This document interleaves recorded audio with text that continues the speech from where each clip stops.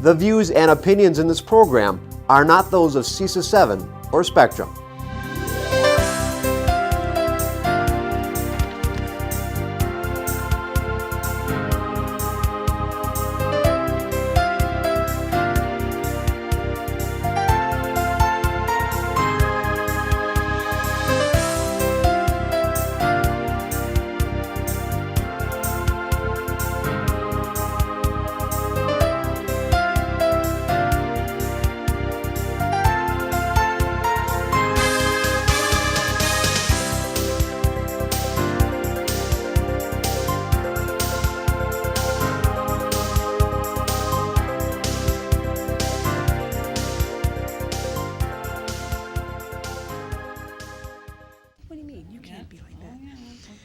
I'd like to call the special board meeting to order.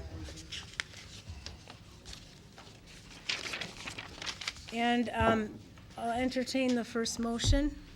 I move that the employment of staff as listed be approved. Second. Sandy? Maloney? Aye. Warren? Aye. York? Aye. Sitnikov? Aye. Becker? Aye. McCoy? Aye. Shelton? Aye. Carried 7-0. I move that the transfer of Peter Linna, Systems Analyst Programmer 12-month to Programmer Coordinator 12-month as presented, effective September 11th as presented, be approved. Second. Sandy? McCoy? Aye. Shelton? Aye. Becker? Aye. Maloney? Aye. Sitnikov? Aye. Warren? Aye. York? Aye. Carried 7-0. I move that the transfers of staff as listed be approved. Second. Sandy? Becker? Aye. Sitnikov? Aye. Maloney? Aye. York? Aye. Shelton? Aye. Warren? Aye. McCoy? Aye. Carried 7-0. I move that the resignations of staff as listed be approved. Second. Sandy? Warren? Aye. Becker? Aye. McCoy? Aye. Sitnikov? Aye. Maloney? Aye. Shelton? Aye. York? Aye. Carried 7-0. I move that the retirements of staff as listed be approved. Second. Sandy? Shelton? Aye. Maloney? Aye. Warren? Aye. York? Aye. Sitnikov? Aye. McCoy? Aye. Becker? Aye. Carried 7-0. And that concludes our action items. All right, and I would entertain a motion for adjournment. So moved. Second. All in favor? Aye. Opposed? All right, we'll start our work session at 5:30.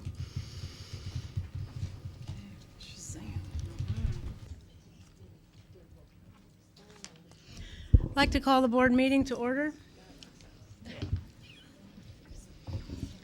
All 7 board members are present today. We're also joined at the table by Lucas Pizzoni, who's from Southwest. Is that how you say it? Oh, Pizzani. Pizzani, sorry. And Jamie Barbian, who's our president of Intercity Student Council. She's from West High School. And want to remind members of the public, either here or on television, that you can view the board agenda and handouts at any time, as well as minutes from past meetings, by visiting the district website at www.gbaps.org, clicking on our district at the top, and then Board of Education on the left. And on that left menu, you will find a link to agendas and minutes. This link will take you to a website called Neptune, which is where all board agendas, minutes, and handouts from board meetings are housed. Also tonight, we'll provide our community with 2 different opportunities to speak before the board. All speakers must fill out a form indicating their desire to speak. If you wish to speak during tonight's open forum, you may do so with respect to items that are either posted on tonight's agenda or any other matter you wish to share with the board. Please know that Wisconsin's open meeting laws prohibits the board from conducting business on matters brought during this open forum. The board will also permit public participation during agenda items that the Board of Education will be voting on, as noted on our agenda. During this public participation time, consistent with state and federal laws, board members may engage in dialogue with speakers.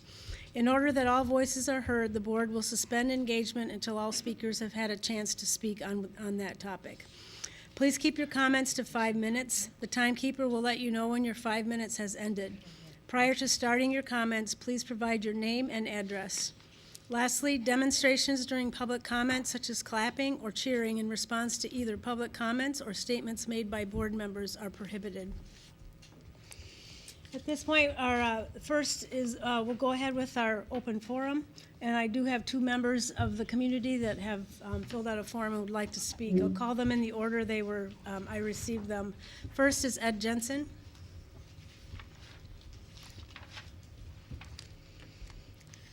Ed, we've got something new going on, the podium. Ed? Hey, Ed, Ed? the podium. I haven't been here No, you I haven't. know. a few years or 2 months. It's our new look. There Okay. you go. Yeah, it does look a lot different. My name is Edward Jensen. I live at 541 Alpine Drive, Green Bay. I wanted to talk to you today about safety of some of our students. You know, I went to the safety forum that you had months ago, and one of the things that I wrote down, and I had communication with the principal of Edison at that time, was a bus stop that is on Alpine Drive, right near the intersection of Melcor and Alpine. That's a city bus stop. The students, are dropped off there in the morning. They quickly head up the street to the school. In the afternoon, they come down there because the school gets out, I think, 10 to 3, and the bus doesn't come until 10 after 3, something like that. They got about 20 minutes there. And in that 20 minutes time, I just live right across the street. I've observed some behavior that's not appropriate for children or students, pushing, shoving. There's a hill there. Some of it's just plain roughhousing. But, the students are out there, they're vulnerable, they're not safe. Now, I think our students deserve better service. I don't know why that bus stop was put there, why that bus can't go up to the school and pick up the students at the door, and that the students are supervised or have a place to stay. But if it can't be moved, and it's been there now, this is the 2nd year, if it can't be moved, then you need to ask the bus service to put up a shelter and put some concrete down that connects that sidewalk to the curb and make sure that the snow is removed all winter long. Because why drop students off in a snowbank? That's what happened last year until I contacted someone from the school and said, clean that. Our students shouldn't have to step out into a snowbank to get to school or get back on the bus. So I would hope that something would be done to improve that situation. Thank you. A question, please. Yes. Did you say this is the second, so that's only been 2 years that we've had the bus stop there? Yes. Mhm. Okay, right. And the corner again, please. It's at Melcor and Alpine. Thank you. Let's see, the funny thing, the bus comes in on Alpine, goes on Sherry, goes back behind the neighborhood, comes out to Melcor because there's a 3-way stop sign, and then quickly gets across and gets to the curb. And that's where the bus stop is marked. It's really a hazard in the morning with all that traffic. And the bus comes out of there and quickly zooms over there to the right, and then you've got 2 cars lined up at the stop sign, and now that one car, there's a bus sitting there. I can't go down that lane, which to me is really a parking lane. It's not a driving lane, but they can use it. And, it just needs to be moved. Thank you. Thank you. Thank you. Thank you, Ed. Next is Noah Becker.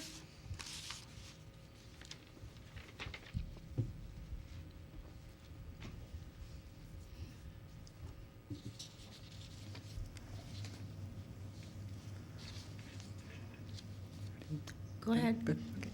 I'm Noah Becker. I live at 1254 Reed Street, Green Bay, Wisconsin, 54303. So I thought this would actually be covered by other members of the public, but here I am. So I wanted to speak to the tonight's agenda item that surrounds discussing potential administrative hires. I wanted to say that there are a lot of members from the public who would like to have the opportunity to speak at those. Legally, that is for people who are way smarter than I am. But as to just the general public opinion, I wanted to make sure that at least that was represented tonight at public forum. There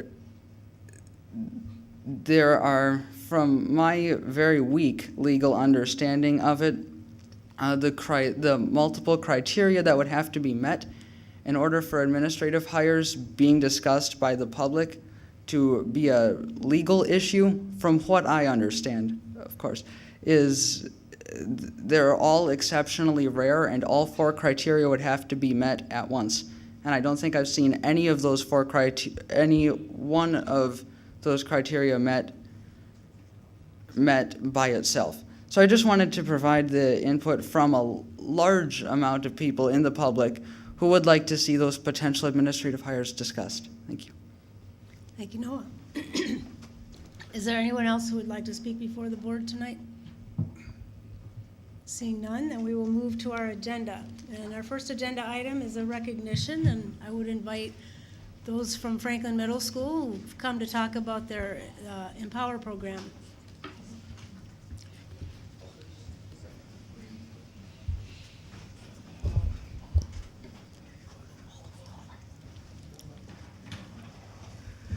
Thank you for inviting us here tonight. It's my privilege to introduce to you this amazing young group of men and staff members from Franklin Middle School. This summer, they were involved in a class called Empowering Young Men. At that time, you may recognize some of them because they were on the news. Some of them were part of the Edge Barbershop with Mrs. Ditzman. Some of them as well, you may have seen on NBC 26, Partnership in Education, flying their planes at the Einstein Project. But these young gentlemen have had many opportunities afforded to them this summer, and they were able to partake in these activities. They viewed different post-secondary institutions and other learning institutions. They as well were able to work on their academic skills while they were out in the community, but even probably bigger than that, they worked on their social skills or those soft skills that everybody needs to function in the community.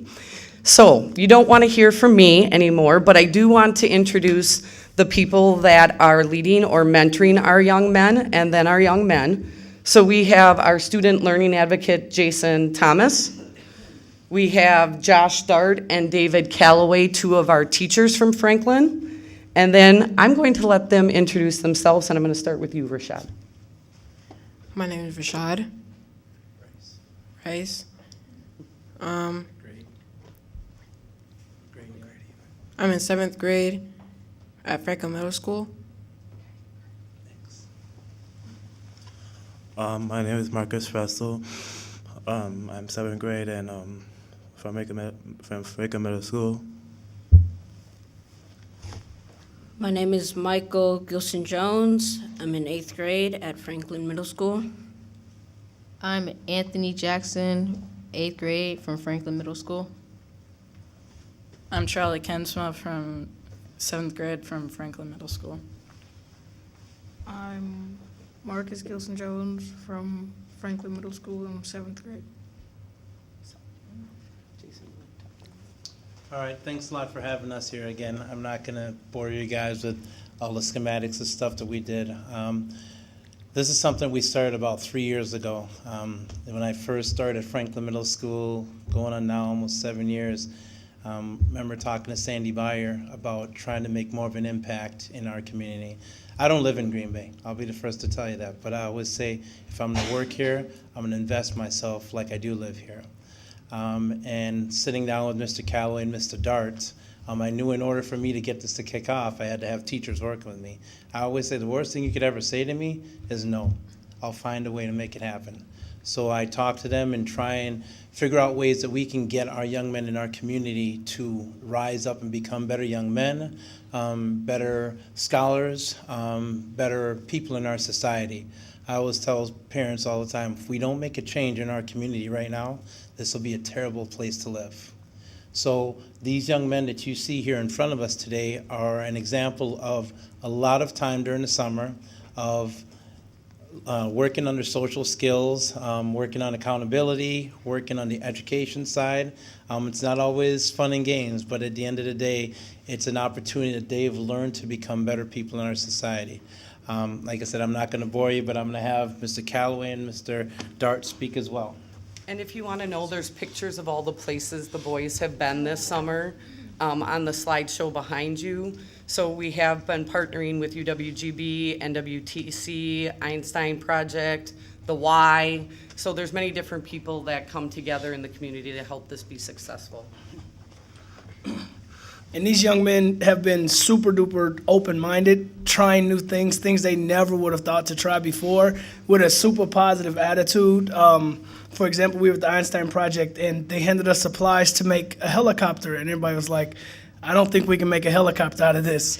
And she's like, just try. And every single young man used their ingenuity, figured it out. It was so cool because they started making modifications to it, and like it became, all of us are competitive. So it became whose can go higher. Mine touched the ceiling, did yours? And it was fun. Like these guys were so engaged. Nobody said, no, I can't do this. Like it was, I love their tenacity and their ability to overcome things and work hard to overcome them.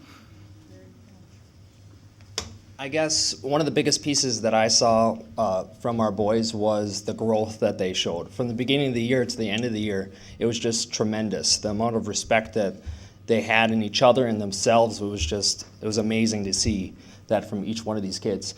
I think we averaged around 20 kids a day, and sometimes they left or they were here and there because they had vacations, but overall they were just awesome. So it was just a great opportunity, and it was just an awesome summer for me to have these kids. So I told him someone would ask him a question, so someone has to ask a question. I've got questions basically for all six of you, if you have a mind to answer. I'm curious as to what you're thinking about after high school. What have you already thought about plans as far as what you're going to do, where you're going to go? Anybody want to jump up to the microphone?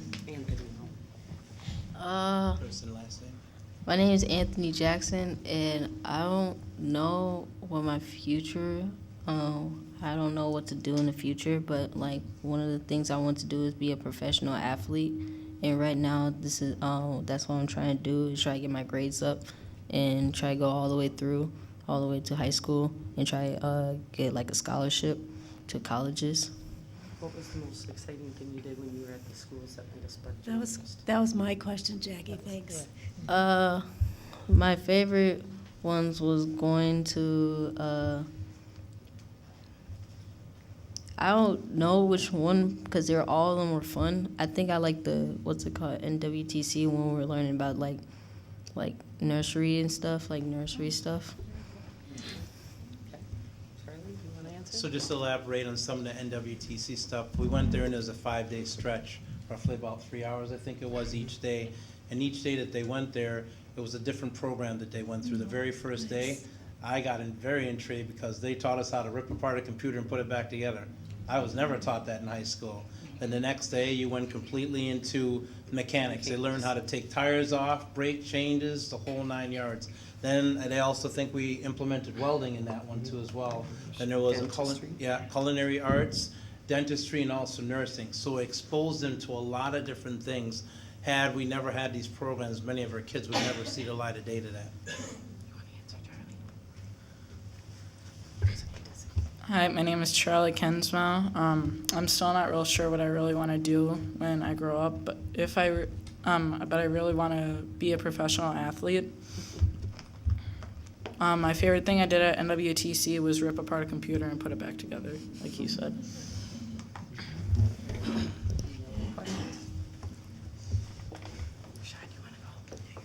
Hello, my name is Rashad Rice. I also want to be a professional athlete, but I'm not pretty sure what I want to be when I get past high school. What was your most interesting thing you did on the way?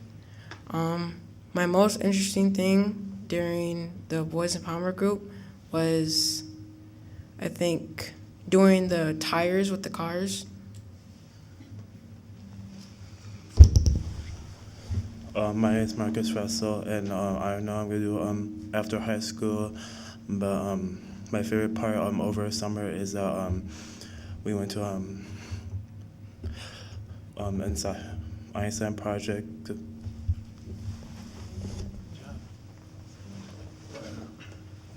My name is Michael Gilson Jones. I don't know what I'm going to do after high school, but the empowerment group has given me a lot of things I could do in the future. And what I really liked about the empowerment group is it was really fascinating to me at the Einstein project, where you could take simple household things and make them into something bigger.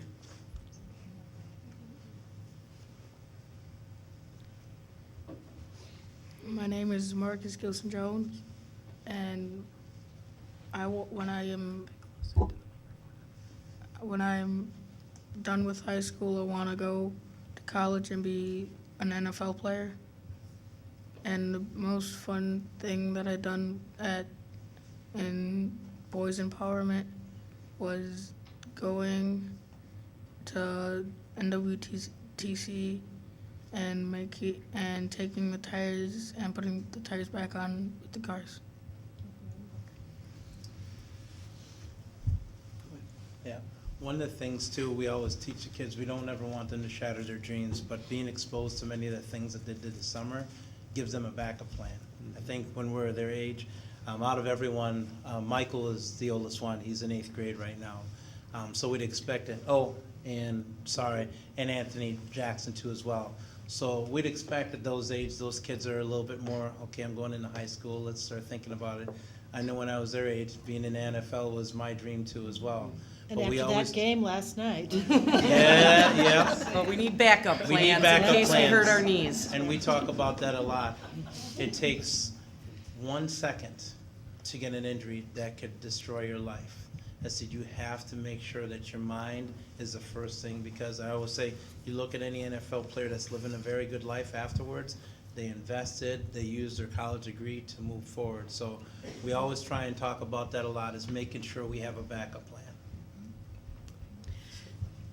So, describe for me this was a summer program, or does it also go through the school year? And how does that work, your interactions with the kids? At this point, it's a summer program, but our thought and our goal is how we expand upon it.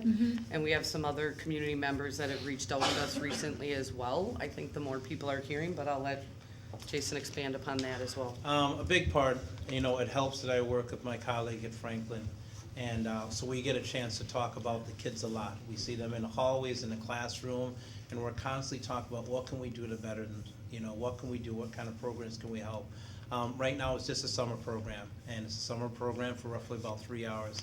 During the school year, do we touch base with the kids? Yeah, quite a bit, but it's not something that's exactly a program to do. Yeah, okay. But it's something we'd like to grow on. Yeah. This last year, we actually had our first ladies group called Ladies Lead the Way, and so they're kind of starting that up as well for our female population. Yeah, I think it is great that all three of you work at Franklin. So even though it's not a formal scheduled interaction, you have certainly many times in a week that you can continue to make, foster those relationships and give encouragement and all of that. And we coach a lot of these kids too, so those relationships don't end. We meet them in Yeah. 6th grade and we try and build them all the way through 8th grade. Yeah, so. yeah, that's great. Michelle? As I sit here and I listen to these young men, I think about where the future is going and the opportunity. They stand as young men today who are the future very quickly tomorrow. And the maturity and leadership that we just heard is really, really something to really be proud of and to build upon into the future. I mean, we may have future NFL players, but we have future doctors, dentists, car repair, all of the above. So you just never know where life will take you after the NFL or wherever you land. So I want to congratulate all of you, and I know that there are some pretty neat adults back there who stand behind these children when they're not in school with us. So I think that the parents are here as well to acknowledge them as our partners. Could we have parents stand up and just be acknowledged for the good work you do at home for your kids?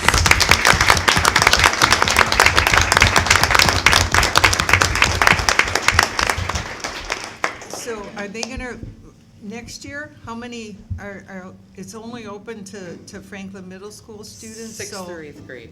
Sixth through eighth, so as seventh graders, they can come back next summer Yep. as well? Okay. And then will you have the eighth graders who are going to high school help be leaders? Or just perhaps future That's a thought. educators? Recruiting. Thank you for having us. Well done. Yeah, well, thank you for all your work, yes.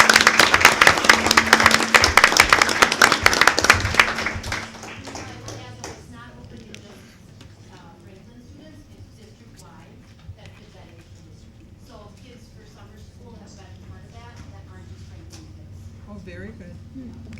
Lori, did you give pictures then? Okay. All right, oh,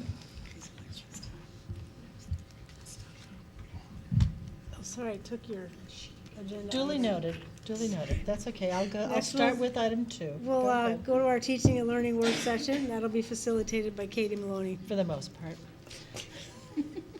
Okay, we did not, okay. We have several discussion items. The first one will be the Agriscience dual credit course essential documents.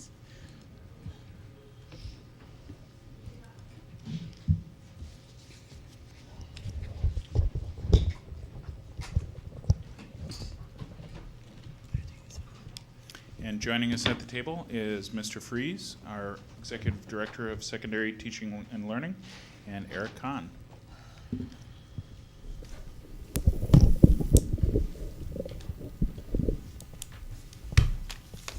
Good evening, everyone. Nice to see all of you. Tonight, we have a number of curriculum documents associated with secondary courses and programs, as well as some corresponding resource requests that we are seeking approval for. Somewhat coincidentally, all the documents tonight were prepared in principle by Dr. Eric Kahn as part of his curriculum coordination role, and we thank him for that.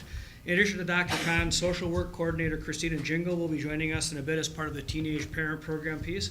Later, Brenda Muller, our fine arts coordinator at Washington Middle School, will also be joining us.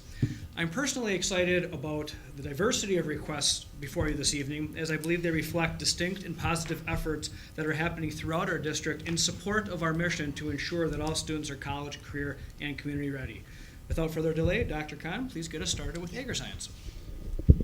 All right, in 2015, the updated secondary agri-science curriculum documents were approved, and currently the department has advanced plant science and advanced animal science courses as capstones to the plant and animal science pathways respectively. Currently, agri-science only has one dual credit course, which is aquaculture and aquaponics, which is only offered at Southwest. The proposal is to add dual credit to 2 existing courses, one for each pathway, and have them be available at all high schools with agri-science departments. The advanced plant science course will be dual credit with NWTC's Introduction to Horticulture course, and the large animal and veterinary science course will be transcribed with Fox Valley Technical College's Animal Science Fundamentals course.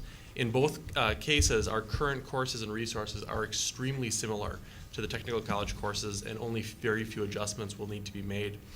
Both courses will allow students to start on their post-secondary studies in either one or both pathways. And I'm happy to take questions. Any questions or comments? Clarifying point, if you could articulate why the partnership with Fox Valley Technical College? Sure. NWTC in the agri-science area, or their agribusiness area, is strictly emphasizes dairy science as their instruction.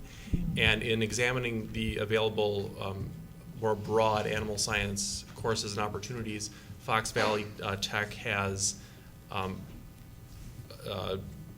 agreements with UW River Falls and UW Platteville, which have 4-year agri-science programs. So students could take 2 years there and then 2 years towards a bachelor's degree at either one of those institutions.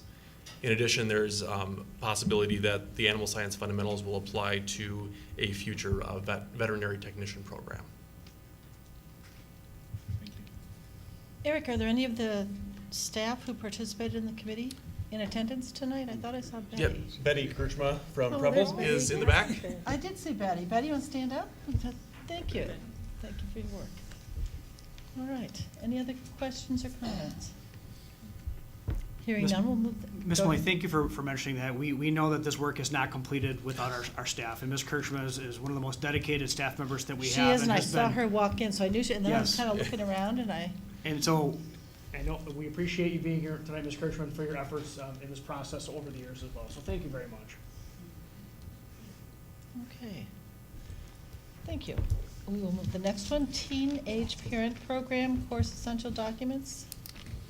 In joining Mr. Freeze and Dr. Khan will be Christina Jingle, social worker.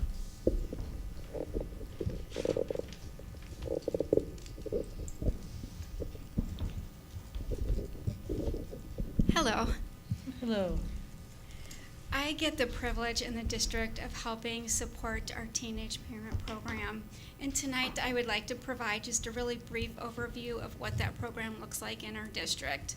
It's afforded in all 4 of our high schools, and it's integrated into the regular schedule of our students, which is pretty remarkable because this enables our students, both our male and our female students, to continue to take advantage of the rigorous coursework that's offered by the district while receiving support for our students in navigating the multitude of roles that are held by our teenage parents.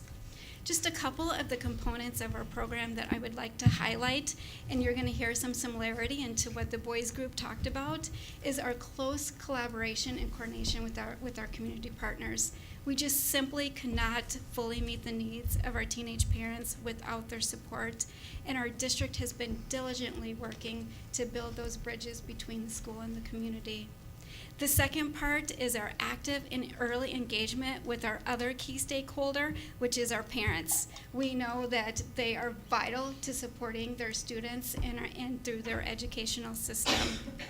We also offer homebound instruction to our students during their maternity leave. This is quite incredible, thinking about the importance of supporting our students and enabling them to be home with their newborns, to really have that bonding experience with them, while also help providing the support to enable them to keep up on their academics. And then lastly, we offer an array of courses that's aligned with the stages of parenting. So parenting is just an incredibly demanding job, and our district is committed to ensuring our students have access to the most up-to-date, current information that is necessary to build their knowledge base and their skill set to successfully meet this demand. To that end, Eric and the Teaching and Learning Department help guided our teachers through the process of updating the curriculum. So this past spring, we brought the teachers for the Teenage Parent Program together to update the curriculum for their courses, which the last update was in 1999. The team examined both the course offerings in the course as well as identifying relevant standards. They chose to align the TAP courses to the Family and Consumer Science standards because those standards include learning outcomes for human development, parenting, nutrition and wellness, and early childhood education. The first 3 courses of the program, Parenting Prenatal, Parenting Birth to 2, and Parenting Issues and Strategies, broadly retain the current course content focused on the early childhood developmental stages. However, the 4th course, which is Career, Life, and Community Connections for Families, was completely redesigned to emphasize the students planning for their future, specifically in education, careers, and families, while balancing the roles and responsibilities of parenthood. And we're happy to answer questions on these. Questions or comments? Ed? Yeah, a couple. Each of the 4 courses that are up here, what's the length of course? I mean, I thought, in my experience, some of these things were indeterminate because of the vagaries of people's schedules. Is that still the case, or are these, what's the length of course? I guess let's leave it at that. Some of them are semester and some are designed over the course of the whole school year. And at our 3 high schools, some of them are dependent on the speed at which the students complete the coursework because some of it is independent. Okay. Thank you for bringing that up. Okay. And just 2 other comments that I'd make here.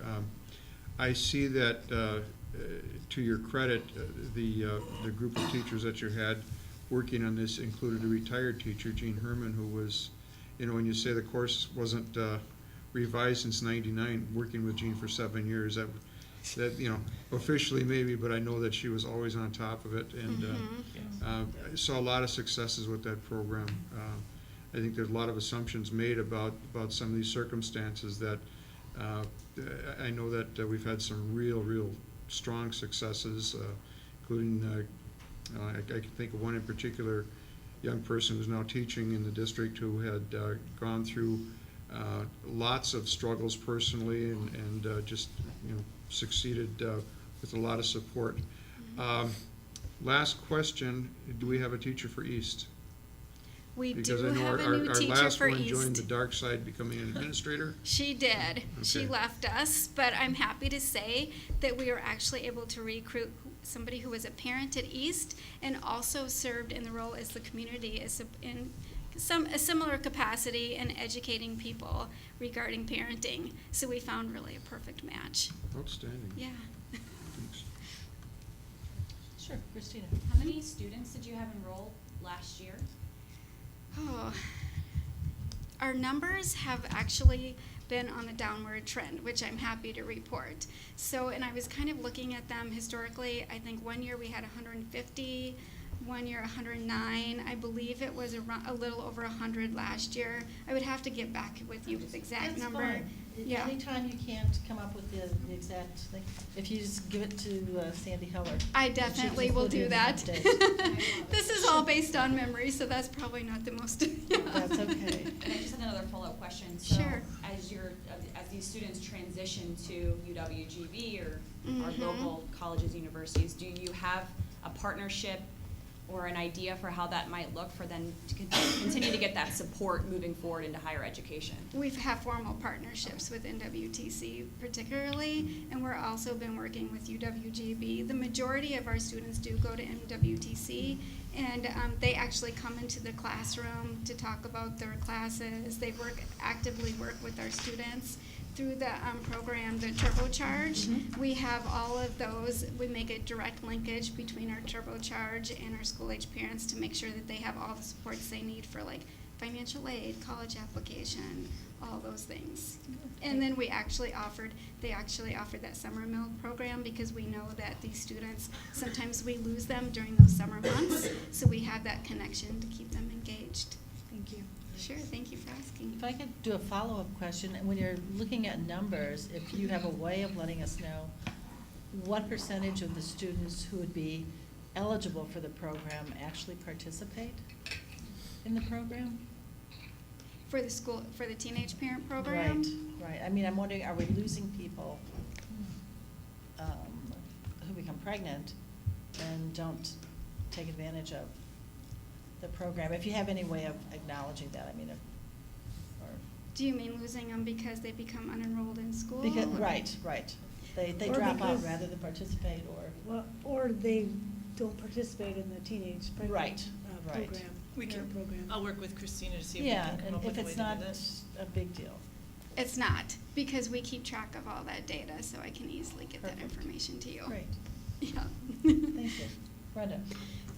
I assume the students get high school credit for these courses? They do. And so is it half credit for the first three, or is it, how many credits total if they take all of these classes do they earn? Well, most of them do not take all of the classes Oh, because okay. it's aligned with their parenting, the stage of their parenting. So the most popular classes are the 1 and the 2 because that's where more, and then the 4th course is only offered at East High School. So most of them do not take all 4 of the courses. Okay, but what are the credit, how much credit do they earn for each of those courses? So the first 2 is just the semester courses, so that's about half a credit. So for the course that's the full year, then that would be one whole credit. So that's 2, 3 credits that are listed here? Okay, thanks. Any other questions? Rhonda? Seems like you have a great program going. Is there anything that we could do to make it more successful? That's a great question. Pass this curriculum? I was gonna say, you can pass this motion. Right, and kind of the next stage with this is now that all of our students have devices, that we want to make sure that we're working on getting more and more things on Google Classroom. So that's kind of the next stage with this that I've already been talking with Eric about pulling our teachers together, especially when you think about that homebound instruction piece. So we're really trying to engage our students in that regard. And I guess we've just been really working hard with our community partners, and we've had the ability to obtain grant dollars over the last several years, which has afforded us with some other opportunities that maybe we wouldn't have had otherwise. I appreciate that question. I would offer potentially also, and please correct me if you think I have this wrong, so, but Mr. Dorff pointed out that, informally, as a professional educator, Ms. Hermans was keeping things fresh and refreshed. By having approved and updated kind of core curricular documents, it doesn't include a request for resources. But I think one thought that we do have is, to keep modern and updated resources a part of programs such as these, where content and current issues may evolve sooner than the ability to come back and update the core curricular documents. Potentially that's where resource requests and support are needed with courses such as this.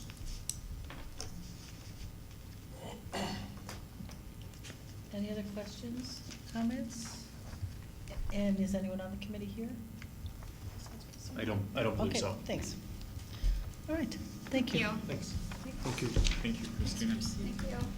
Next item, officiating and coaching course essential document. And remaining at the table, Mike Freeze and Dr. Eric Kahn. All right, next up, in 2016, the updated secondary physical education curriculum documents were approved, and this request tonight is an extension of that. Since that time, the PE departments have been investigating how to provide opportunities for students to pursue certification that allows for employment or begin working on a post-secondary program. And to that end, beginning last school year, Southwest High School began offering a lifeguarding course. The proposed officiating and coaching course provides an additional opportunity for students who are interested in these sports leadership roles. In addition to the general knowledge and skills related to coaching and officiating a specific sport, students will learn about interpersonal relationships, organization and management, training regimens, first aid and safety, and legal and ethical considerations. The organization of the course will allow students to emphasize studying a sport or sports of their choice. Upon completion of the course, students will have the opportunity to be certified as a WIAA official, earn Red Cross certification in first aid and CPR, and prepare a coaching portfolio that will give them the foundation for employment. And I'm happy to answer questions on this course. Brenda. I don't necessarily have a question, but I just want to, I'm very excited that we're adding things like this that are kind of a niche certification piece, but it's, I think something that the more we can provide opportunity for students to have really meaningful jobs as high school and college students, I think that is a great experience for students to have. And so this one and the next one, the child development certification, that one's a certification too, yes. Right? Yeah. And I just think are great. I mean, I think the more we can find opportunities for our students to be able to pursue something that they like and that they can either it's going to be a launch to a career in coaching, or it's going to be a launch to something else, but they've had that base of really meaningful, challenging work as a young teenager or 20-something. Mm-hmm. Thank you. Absolutely. I just want to say I love this. I used to be a high school basketball coach. I coached boys, by the way, JV. So what I see with this, which is exciting, is the leadership skills that they'll be developing, and I see that as very transferable in our community. So thank you for putting this together. This is really cool. Thank you. We did initially take some looks at could you frame up a leadership course per se, but we felt that it was important to tie it to something concrete that could really be transferable and allow us to interact also with our co-curricular department and Mr. Flood and the coaching staff and such. So yes, thank you. We also discussed ensuring that the course is taught in a way that focuses on safety of all students too, given that we might have students who are coaching or supervising in some aspect other students, and just making sure that safety in certain areas and things like that were covered and well supervised. So that's preempting other possible issues that may arise. Anything else? Hearing none, we'll move that forward. Thank you. Thank you. Child development across the lifespan and foundations of early childhood education course essential documents. All right, next up. This past summer, representatives from the high school family and consumer education departments, family and consumer science departments met to revise the courses and curriculum for the education pathway. The curriculum for the current courses was adopted in 2005, and there is currently only one dual credit course offering, Culinary 3, which is only offered at Preble. The proposal will have the pathway capstone course, Foundations of Early Childhood Education, which will be a dual credit course with NWTC. This course will also continue to have the DPI Assistant Child Care Teacher Certification, which is currently part of the existing early childhood course. In addition, currently the pathway has 2 child development courses, one for ages prenatal to 3 and one for ages 4 to 12. In discussing the pathway, the teachers decided to create a single child development course for ages prenatal to 5. This change aligns child development with the age ranges that students would work with in daycare settings. The second course, Development Across the Lifespan, examines the process of human development from age 6 through late adulthood. This course is beneficial for students intending to pursue further education or a career in education, health services, and human services. In both child development and development across the lifespan, students will learn about individuals' physical, intellectual, and social emotional development at the different life stages. Our next step is to identify instructional resources with these courses. We are looking to align resources with those in the early childhood education program at NWTC and the human development major at UWGB. And I'm happy to answer questions on these. Any questions or comments? Just have a comment. Go ahead, Michelle. I appreciate, Dr. Khan, that consideration is given to possible fields of education. I think one of the conversations we continue to have around ensuring that we have the very best in front of our students who represent our students is really growing our own. And so we actually see that as a priority for us and are beginning to have some important conversations about what that would look like. And this is just one of the pieces of a pathway that we can certainly work to enhance and support as well. I'm glad you did that. It's an important part of this. Thank you. Ed? I see the committee and, all good folks certainly. Were there any other, were there any outside resources that helped inform these decisions? It seems like we're condensing a lot here. Going from having the 2 separate child development classes with prenatal to 3 and then the 4 to 12 and condensing it all in one and going across the lifespan. Are we losing things by doing so? So back to my original question, was any of this, do we have any other resources helping to inform these decisions along the way?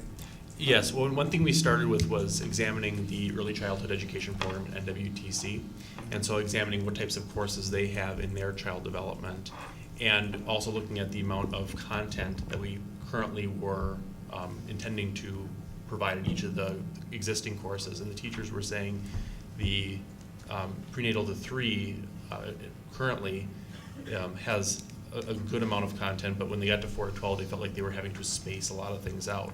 So by condensing it, their decision was to have a single course that would focus on the skills that apply to daycare settings where students may pursue jobs, but then have another course that would be for more broad-based education, health services, human services, that could serve as a stepping stone into instruction in those areas. I would also offer that, although it's not specifically addressed as deeply here, the shifting to a development across a lifespan course makes it also very pertinent and relevant to our students who pursue the nursing assistant program, where when they get into topics pertaining to issues related to aging, is very applicable when you are taking a nursing assistant courses and working potentially in a long-term care environment or a senior facility. So it kind of connects both that early education pathway as well as some components in the health sciences that would be helpful as well. Right, and we also consulted the NWTC Human Services programs, which get into the counseling element and working with families and things to that end. So the content of this course would apply to a precursor to that type of program for a student as well. Okay, thank you. I have a follow-up to that. Is a general health education course a prerequisite for taking this course? Does that fit into the model at all? It isn't an official prerequisite, but the required health education course is generally taken for students at 9th grade, or in many cases 8th grade. So as not being a specific prerequisite, it naturally kind of falls in that area. Brenda? Is you have the descriptions in your appendices, page 9. Do these go into the course description books? Is that generally what happens?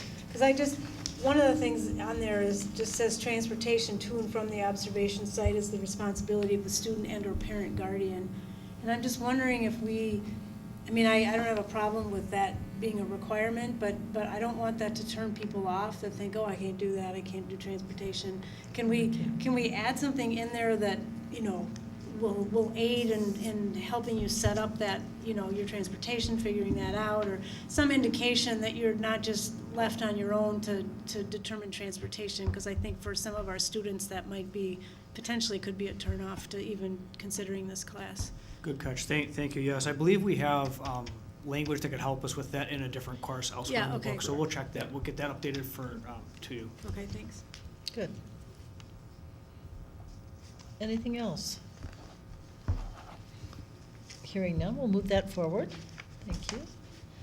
The Introduction to Theater Arts Course Essential Document and World Drumming Course.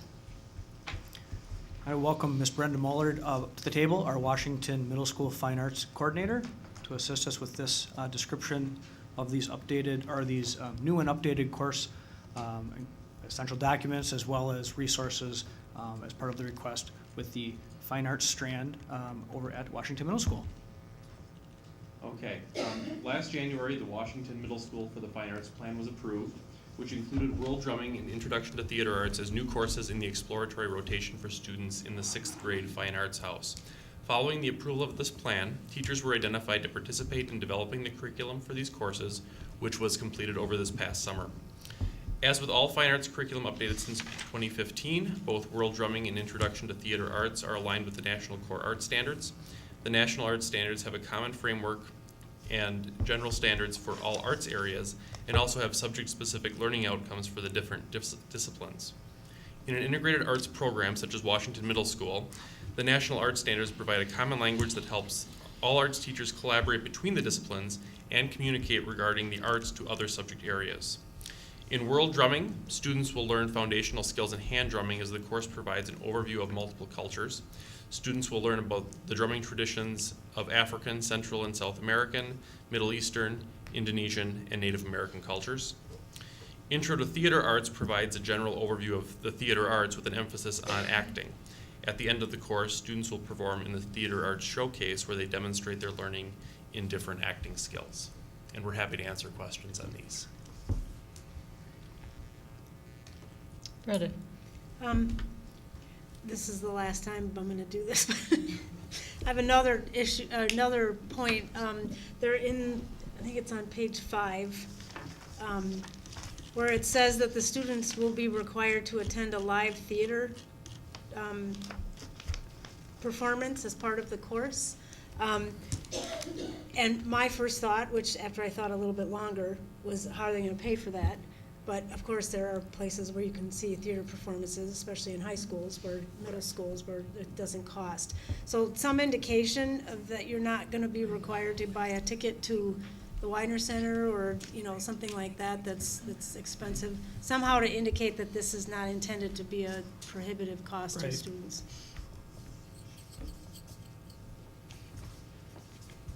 And then, my other question. Go ahead. So you're not using drums in this course, or do you have drums already? I didn't see the drums listed as a purchase item. When Or we is it talk- just hand drumming? It's just hand drumming, but when we talk to the teachers, the drums that are needed for this type of course should exist already. Okay, oh, good, okay, thanks. Rhonda? Is there someone that's going to Webster, I guess throughout the year, just to kind of make sure that parents and students are aware of the continuing arts program? That's what we're working on right now. Okay. Is collaborating with Webster and Nancy Schultz, along with some of the other staff members over at Webster, and making it a solid pathway all the way from elementary through middle school, and then also working with Lucinda over at East with the Institute, so that it is a very smooth pathway from elementary all the way to high school. Great. We're looking at that from both a curricular perspective to make sure that the curriculum between the elementary and the secondary school is integrated and informed of one another, but then also from a recruiting standpoint, thinking of the students that may want to continue their interest area moving into the Washington Fine Arts program. As a follow-up, how are you presenting the material to the other feeder schools to Washington so that they have a chance? What we've done last year was we'd go to the various elementary schools, feeders and a few of the others, and do a presentation to the students as well as the parents and staff. Just talking about what the pathway looks like at Washington and how the 6th grade fine arts houses started and what they look like for this year, and then also what the growth looks like for the next 2 years with adding 7th grade and 8th grade into that house type structure. Just as a follow-up, correct me, Brenda, we had parent nights too, right? Yes. Where parents came in to learn more. Yes, we had some parent question and answer nights, and then also we've kind of reached out to our parents already this year with meet and greets and different calls by our staff and our teachers answering questions that come up from parents asked throughout the past couple weeks. And are the meet and greets parents from all the schools or primarily Webster? The meet and greets were from all the parents that were just coming in as 6th grade new families. Oh, okay, Mhm. okay. Mhm. I guess I'm thinking for, next year's 6th graders. Right. When we start letting people know. I just want to note for the board as well that our October progress monitoring report will focus on International Baccalaureate as well as personalized pathways. So if there's specific questions that the board has related to how are parents informed and what opportunities, how are we making sure that opportunities are shared amongst our parents for equity, that could be something that we could include within that reporting as well. Okay. I have one Go question. ahead, Christine. With the drumming course, because of the focus here on contextual understanding around history and culture, especially with African and Central and South American music. Just curious, who's teaching this course, and how will we make sure that there's cultural understanding throughout? Are they people from the community here that represent these communities being like in the description? Our instructor that's teaching the course itself is Kim Southers, and she's a music teacher. She's been here, I don't know, for quite some time. She also does some of the basic other music courses at Washington. Is there any interest in bringing any community groups in as part of this? We have various community groups coming in. We also have the Trans-Siberian Orchestra coming in later on, bringing in various different cultural experiences for our kids. As many as we can bring in, the more the better. Thank you. And I wanted to add too, related to that, when the team met, that we did talk about bringing in community organizations relative to individual cultures, but as part of the general curriculum, we didn't identify that, but as an instructional strategy, that was something that was discussed. Thank you. Any other questions or comments? Hearing none, we'll move that forward. Thanks, Brenda. Thank you. Thanks, Brenda. Thank you. And thank you, Eric. I want to thank our Mike. teams, particularly Dr. Khan and Mr. Freeze. As you can see, the scope of their work is deep and broad to make sure that our curriculum is relevant, fresh, and meeting the needs of our students. And next, we have... We have changes to the Head Start program guidelines and Sorry. operational procedures handbook, including selection criteria for the 2018-19 program year and changes to the policy council. And joining me are Welcome, Sally. Hi, thank you. Sally Jansen and Ann Sally Barsh. Jansen and Barsh. Thank Yes. you. As Katie, as you said, our purpose is to bring forward these program guidelines and the bylaw changes. This is an annual report or an annual process that Sally and her team go through. And so Sally will provide background and then respond to any possible questions or clarifications you might want about this. Hi.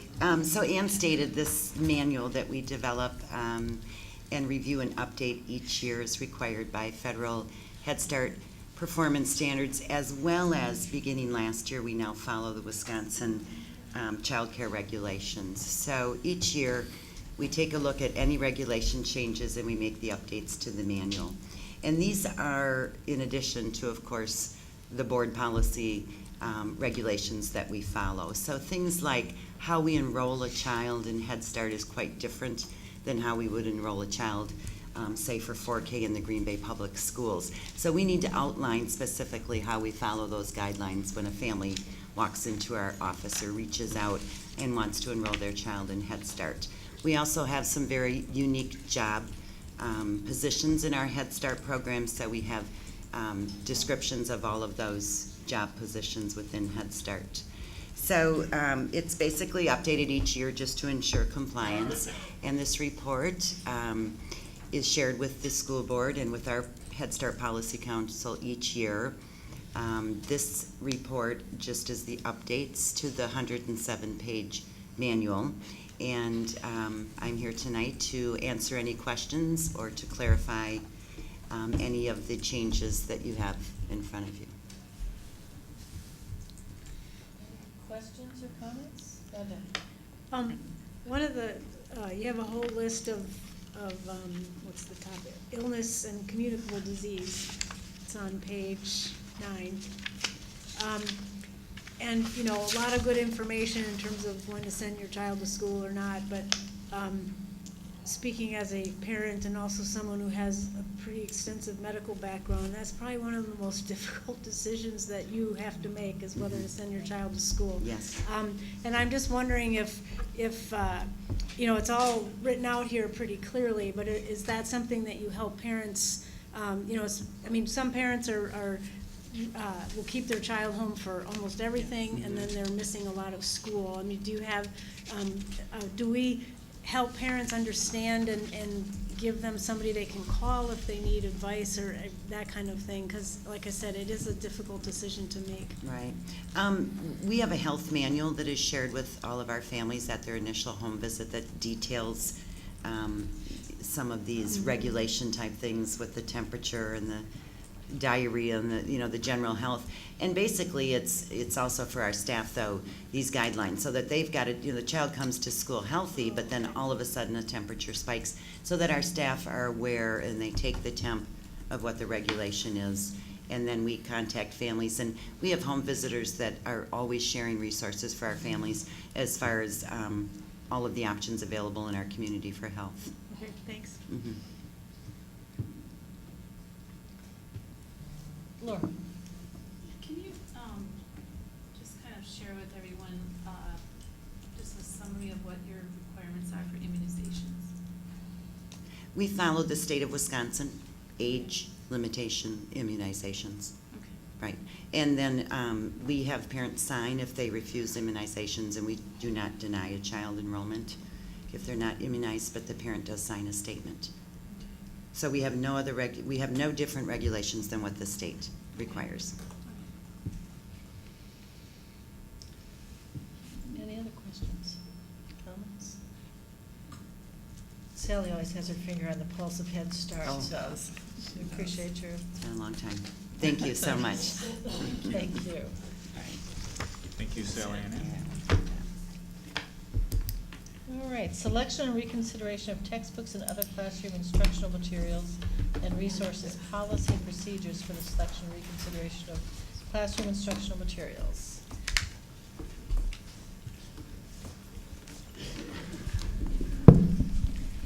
I can introduce the policy as we're waiting for the rest of the folks to get up to the table. These policies have been a long time coming. We've been working on these policies for a good 6 months. Is that accurate? Okay. Absolutely. We wanted to update the policies with respect to the selection of textbooks and other classroom instructional materials, and also update the policy with respect to the selection and reconsideration of library media center materials, which is the next motion.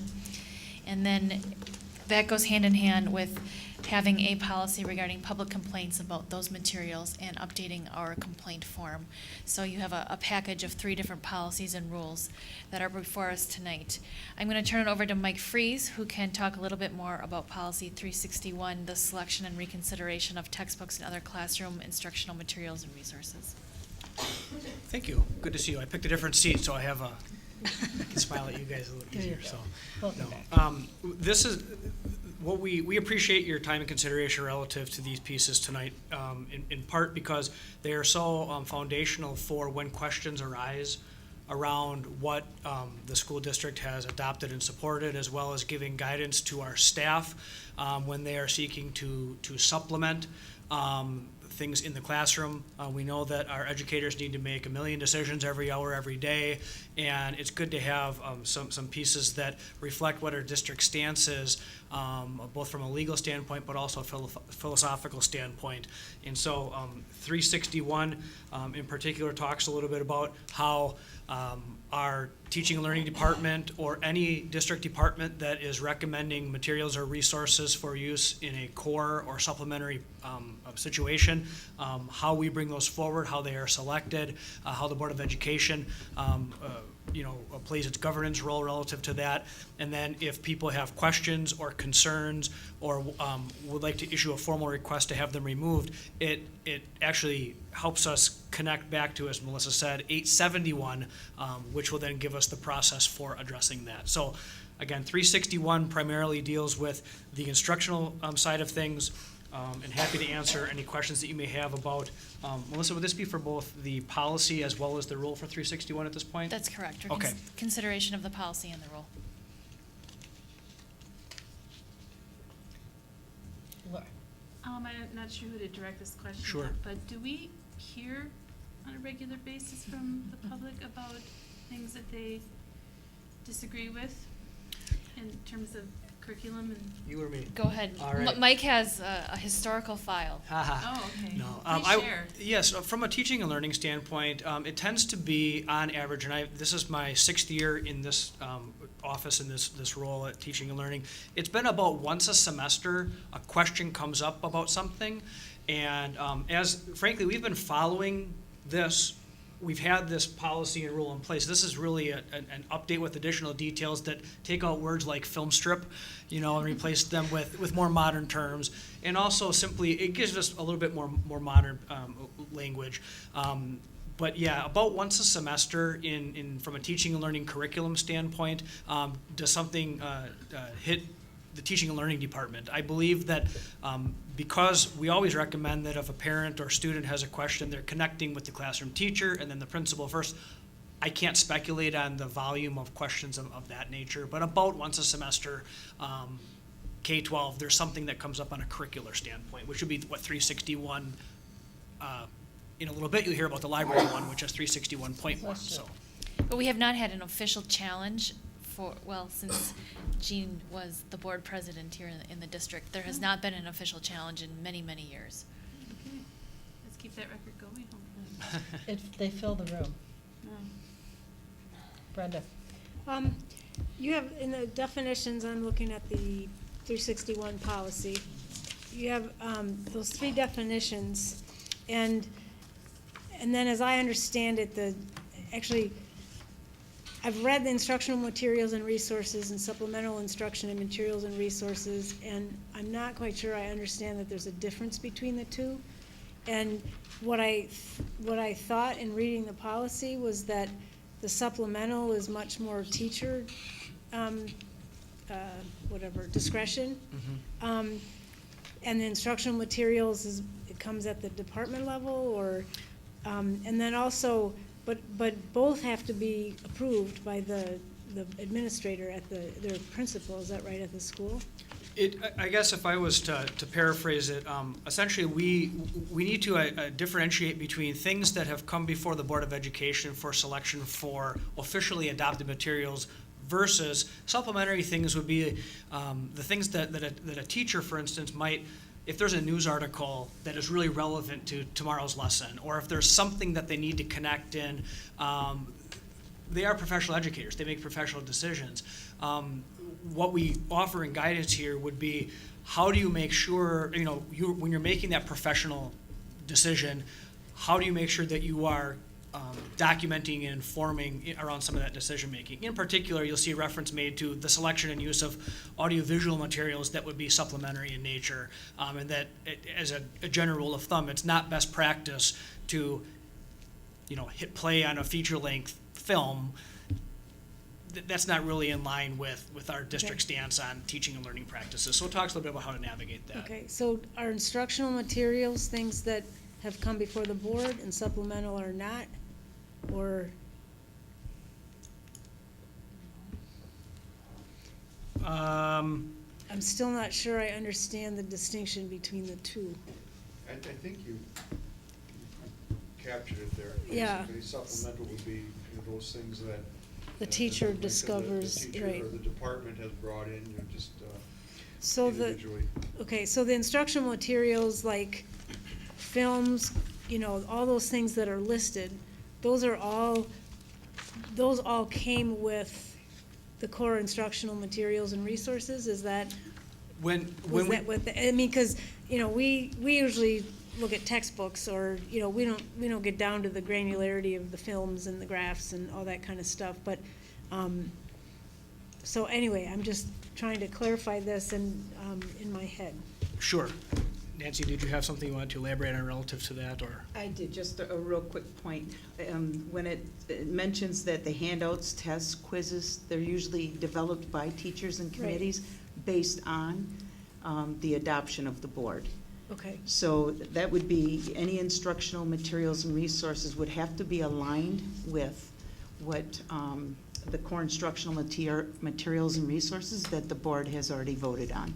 Okay, so maybe we could just make it make that a little bit clearer, that the instructional materials are, like just what you said, are based upon the board-adopted curriculum, whatever you, and then. Brenda, I do believe it does say that in paragraph 3A. The Board of Education delegates the general review and selection of textbooks and other classroom instructional materials and resources to the district's administrative and instructional staff. Right, but when you look at these definitions,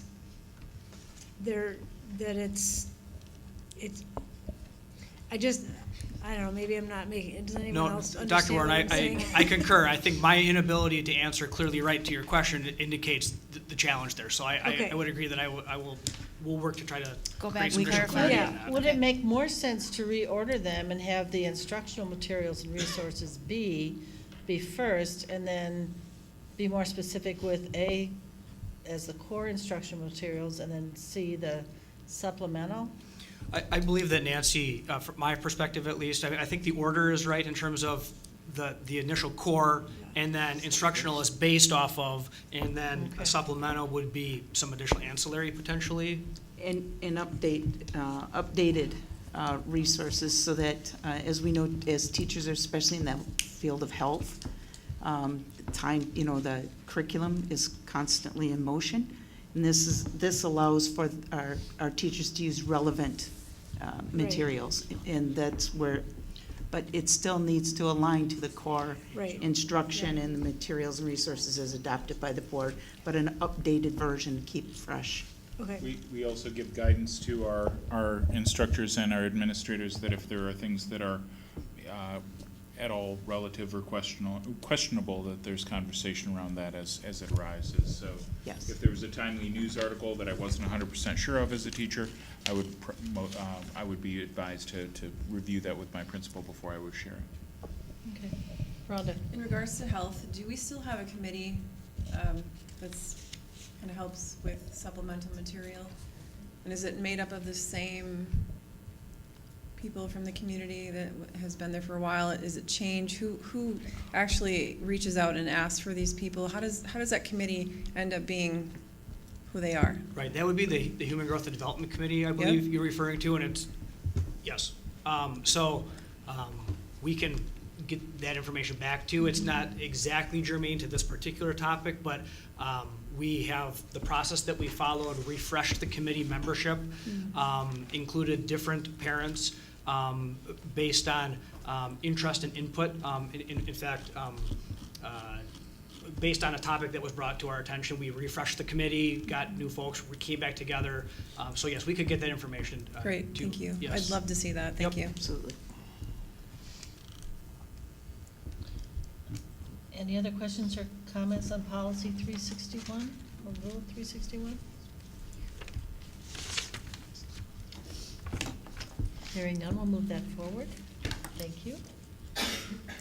Okay, and then the companion policy 361.1 and rule 361.1.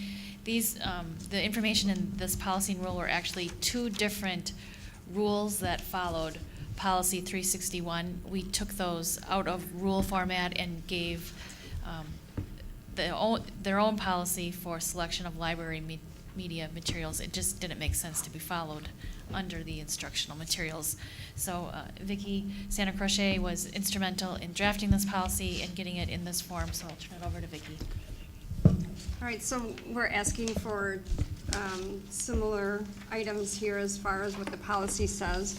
The reason that we decided to separate the two, as Melissa said, is the reasons why we select library materials is different than the reasons why we select instructional materials. So that's a big difference. And again, to bring terminology up to date, we don't have film strips anymore or microfiche and things of that nature. So just to make a more concise policy and separate the two out is basically what we did. Any questions or comments? Sorry. That's okay. There's,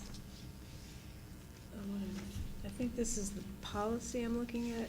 There's a phrase that was also in the previous policy that talks about special formats.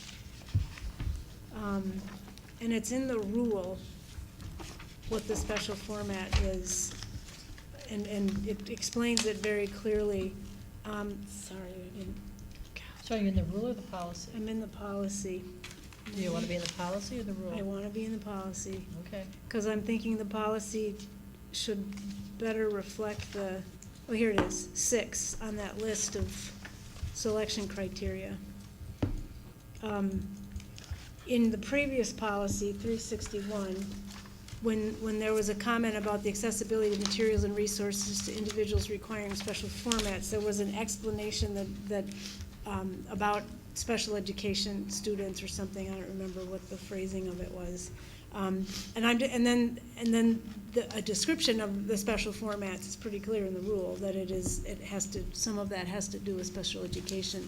I'm just wondering if it should be clarified in here that special formats, as maybe, necessary for special ed students or something like that. So the language in 361 policy says, e.g., certain students with disabilities and English learners. There it is. Is that the language? Yeah. Okay. And just add that to this policy, I think, for consistency. Thanks, Melissa. Any other concerns or questions?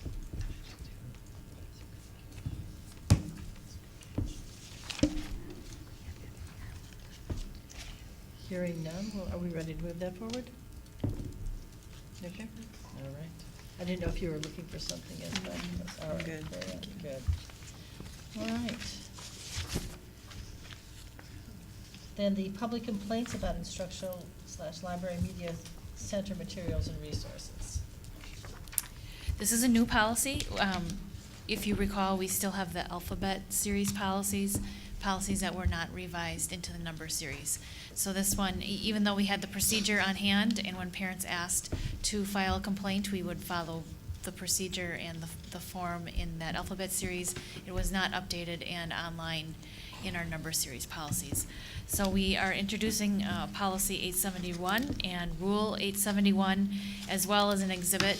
The exhibit will be included online with the policy and rule. This is a PDF fillable form, so that we can also translate this form. It will be available so that parents are able to go in and easily just fill out this form and have it be fillable online and then submit it online. If you recall, I updated you probably about a year ago on the Krieger decision from Appleton, where a parent had protested the complaint process for, I believe it was library materials or curriculum materials in Appleton, and protested that the meetings that were held were not open to the public.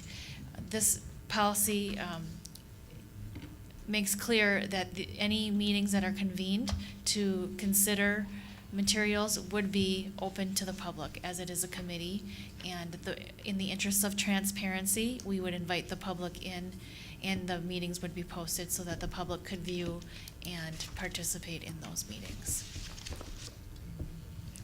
Go ahead, That's in the, Christina. sorry. So you said that the complaints would be online, Melissa? The complaint form is Yeah. going, where our policies are all listed, this exhibit will be right with the policy. So what's the plan for families that don't have access to the internet or computer? What options would Well, we always invite them in. We have computers here where they can use, or they can fill it out by hand, just like they used to do with the previous. copy? Yep. Okay. We don't. It does not have to be Okay. typed. And I'm, back to your comments about the open meeting to consider this.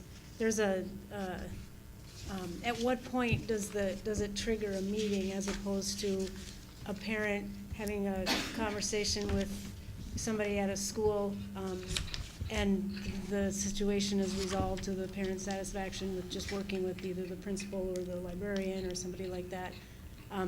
Is that in here? I don't. It would be at the point. Go ahead, Mike. Well, I believe our interpretation of that is it's more in that appeals portion, where we would get to that piece. I mean, It's at the appeals. Ideally, we're working with Yeah. people to not get to because we want to work with folks. The things that would be being challenged would be things that had been, in essence, approved by the Board of Education initially. So it had gone through a public process initially for review, et cetera. And so to try to work to understand what adjustments could be made to address the concern. And then if it's not satisfactory, that's where we would be really looking at that, is my interpretation of it. Okay, correct. That's how I would think too. So, and that would include the library, because we don't approve specific library materials, we just approve the rules by which you select. But that same process would be true with the library. We felt it would be confusing. We felt it was important to have a separate policy and rule around the selection, because there are two different types of selections. But we thought it would be confusing to have two separate complaint processes. So we thought, why make it unnecessary? We felt we could address this from a single way of concern. Oh, yeah, I get it, yeah. Mainstream. Makes sense. Any other questions or comments? Hearing none, we'll move that forward. Thank you. Thank you. And that concludes our work session. All right, next is our organizational support work session, and that'll be facilitated by Andy Becker. A break? Yeah. Sure. How long? When we come back at 5 to 7 on that clock. Sure. On which one? The back one. Not the one behind me, but we'll take 4 minutes off your break.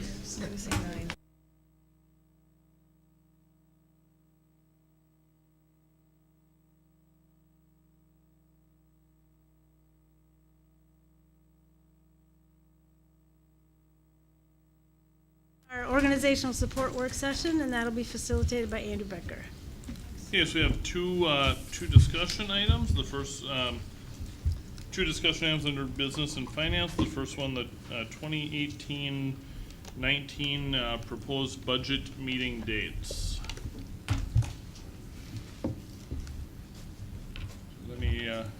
questions about the proposal there? Hey, Mr. Cash, I don't know if you just kind of walk through so that if the public is listening, we can give them a heads up when those important dates are and when they're invited to come to weigh in on the budget?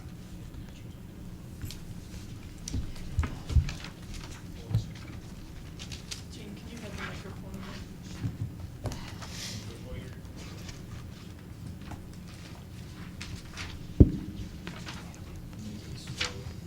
Yeah.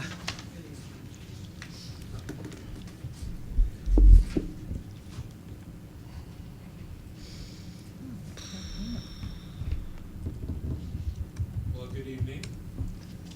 Each October, the annual budget hearing commences mid-October, and then by state statute, posting in our paper Can you of move record, your, which is the Gazette. John, microphone closer, or, I'm not even sure if it's, there we go. Thank you, sir. No, you're. I'll start again. October is the month where the budget is presented to the board for approval formally. So there's a public notice by our paper of record, which is the Gazette, that needs to be produced in the paper 15 days before the final budget hearing. The timeline that we're proposing this evening is listed in the green letter, and the first is on October 15th, the deliberation and approval proposed, and that's why we're here today to discuss that. Our regular scheduled board meeting is at 5:30 that same evening. Then in 2 days, the public engagement session here in this same room at 5 p.m. And the public hearing and adoption of that budget tentatively scheduled for October 29th at 5:30 p.m. So again, the days of the week that we're speaking here is Monday, the 15th, at 4 p.m. Typically, the media would be invited prior to that, so I can go over some specifics with them. Present it to the board at 4 o'clock, and then at 5 p.m. 2 days later, on Wednesday, October 17th, again, the engagement session. Then 2 weeks from the initial opening on the 15th takes us to Monday, the 29th. That would be at a regular board scheduled time of 5:30 for the public hearing and adoption. What I would suggest you could do, if you're unfamiliar with the process, is go back to last year or previous years to look at motions and timelines as well. I think that will help set up the budget hearing process. Any questions? Questions, Brenda? And then, if the deliberation and approval part of the meeting that comes right before our board meeting, is extended beyond that hour and a half, and I don't think it has been the last couple of years, but, do we then stop the budget meeting, a regular board meeting, or it'll just go through? So the board meeting will be, posted for 5:30 after the budget meeting has concluded or something like that? You can always start a meeting late, you can't start early. So you can finish with the Okay. budget meeting and then start And the then board start, meeting. okay, so we don't have to do anything different with posting, okay. Michelle? But just a point of clarification that sometimes has been confusing for our public is, it's the deliberation and the approval that this is the proposed budget. It's not the vote on the budget or adoption of the budget. And I know that I've had community talk to me about that. And so there's then 2 weeks for deliberation on the budget, getting community feedback, people being able to discuss it with board members and so on and so forth. And it would be, I'm assuming, posted, Sandy, prior to the October 15th date. It would be that Friday before. Rhonda? Aside from posting to Neptune, are we going to do anything as far as social media wise to make sure that the public knows we're going to be doing this and list all the dates and times and for engagement? We typically have. We Yeah. typically have. Okay. Mhm. That being said, I'm wondering if the 4 o'clock on the 15th is very public friendly, if people work. Would it Well, be a- again, let's remember what that is. It's a presentation that we will have on Neptune and of course be recorded by myself to walk through the steps of the budgets. That's the first step. And then 2 days later, there's an opportunity on Wednesday, the 17th, and then you take it 2 weeks from the initial date. There's yet another opportunity as well. And the 17th is at 5? Yes.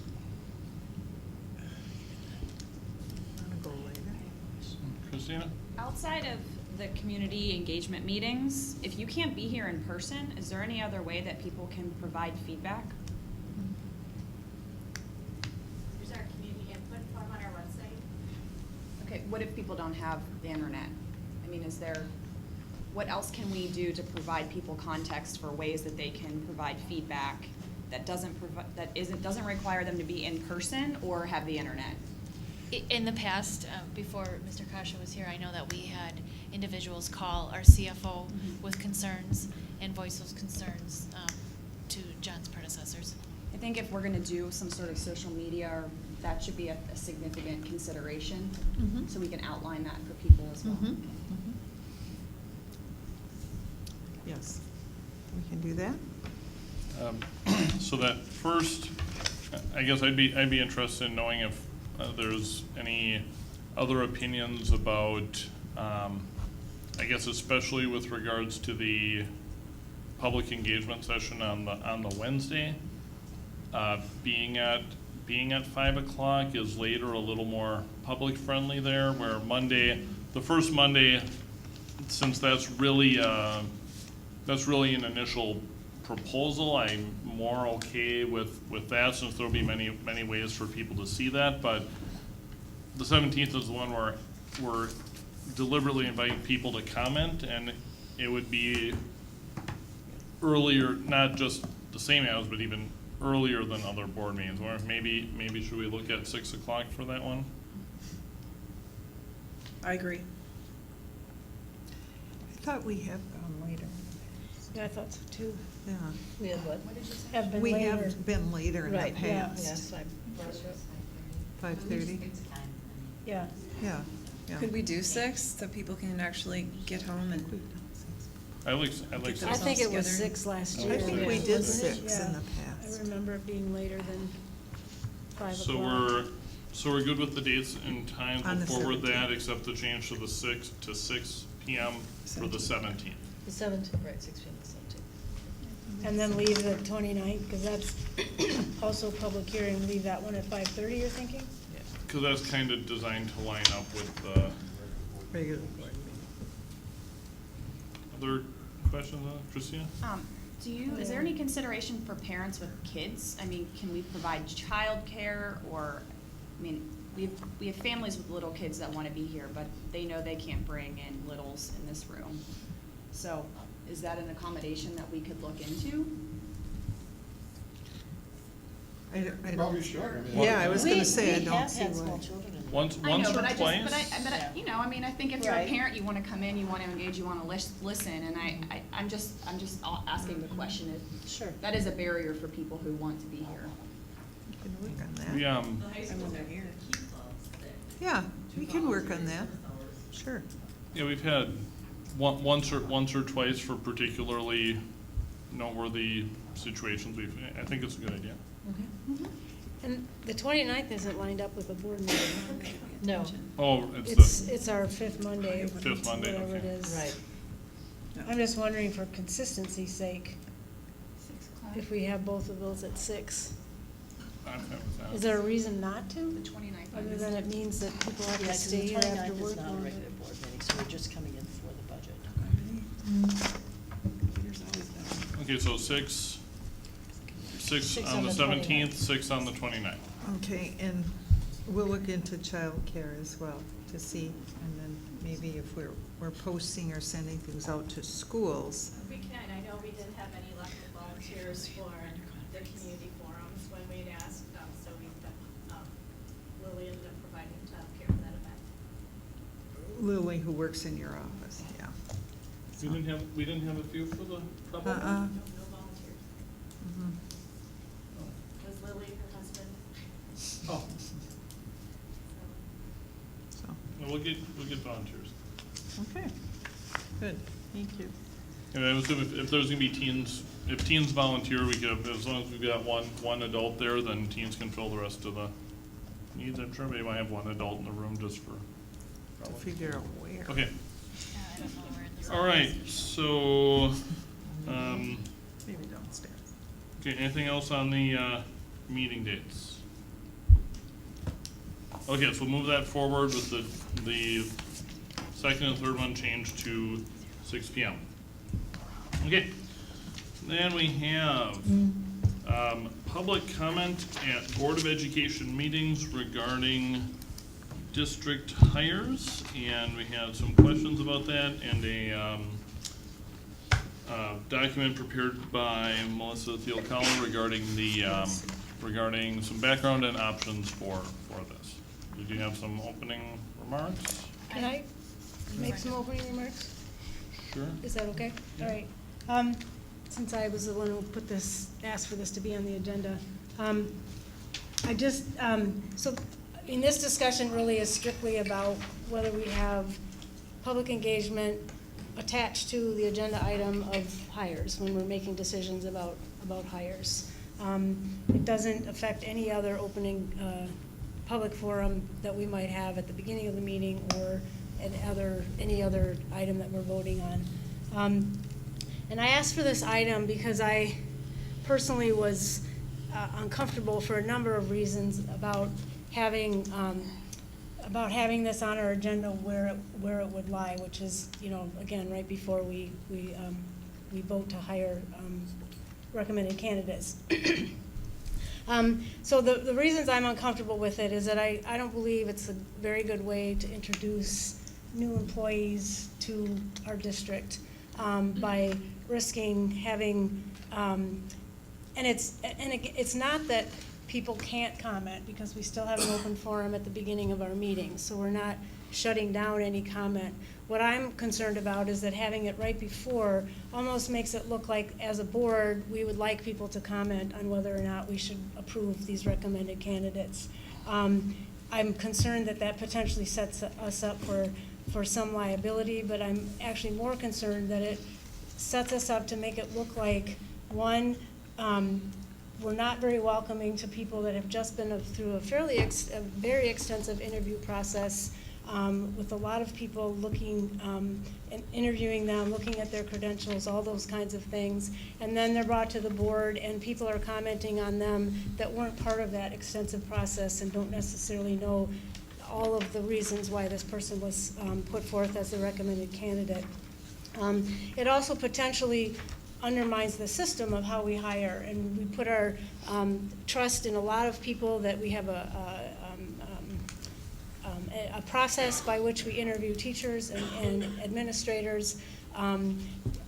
They put their good faith effort into this process of spending a lot of their time interviewing candidates, looking at rubrics, having conversations, and putting the very best person that they think is good for that position.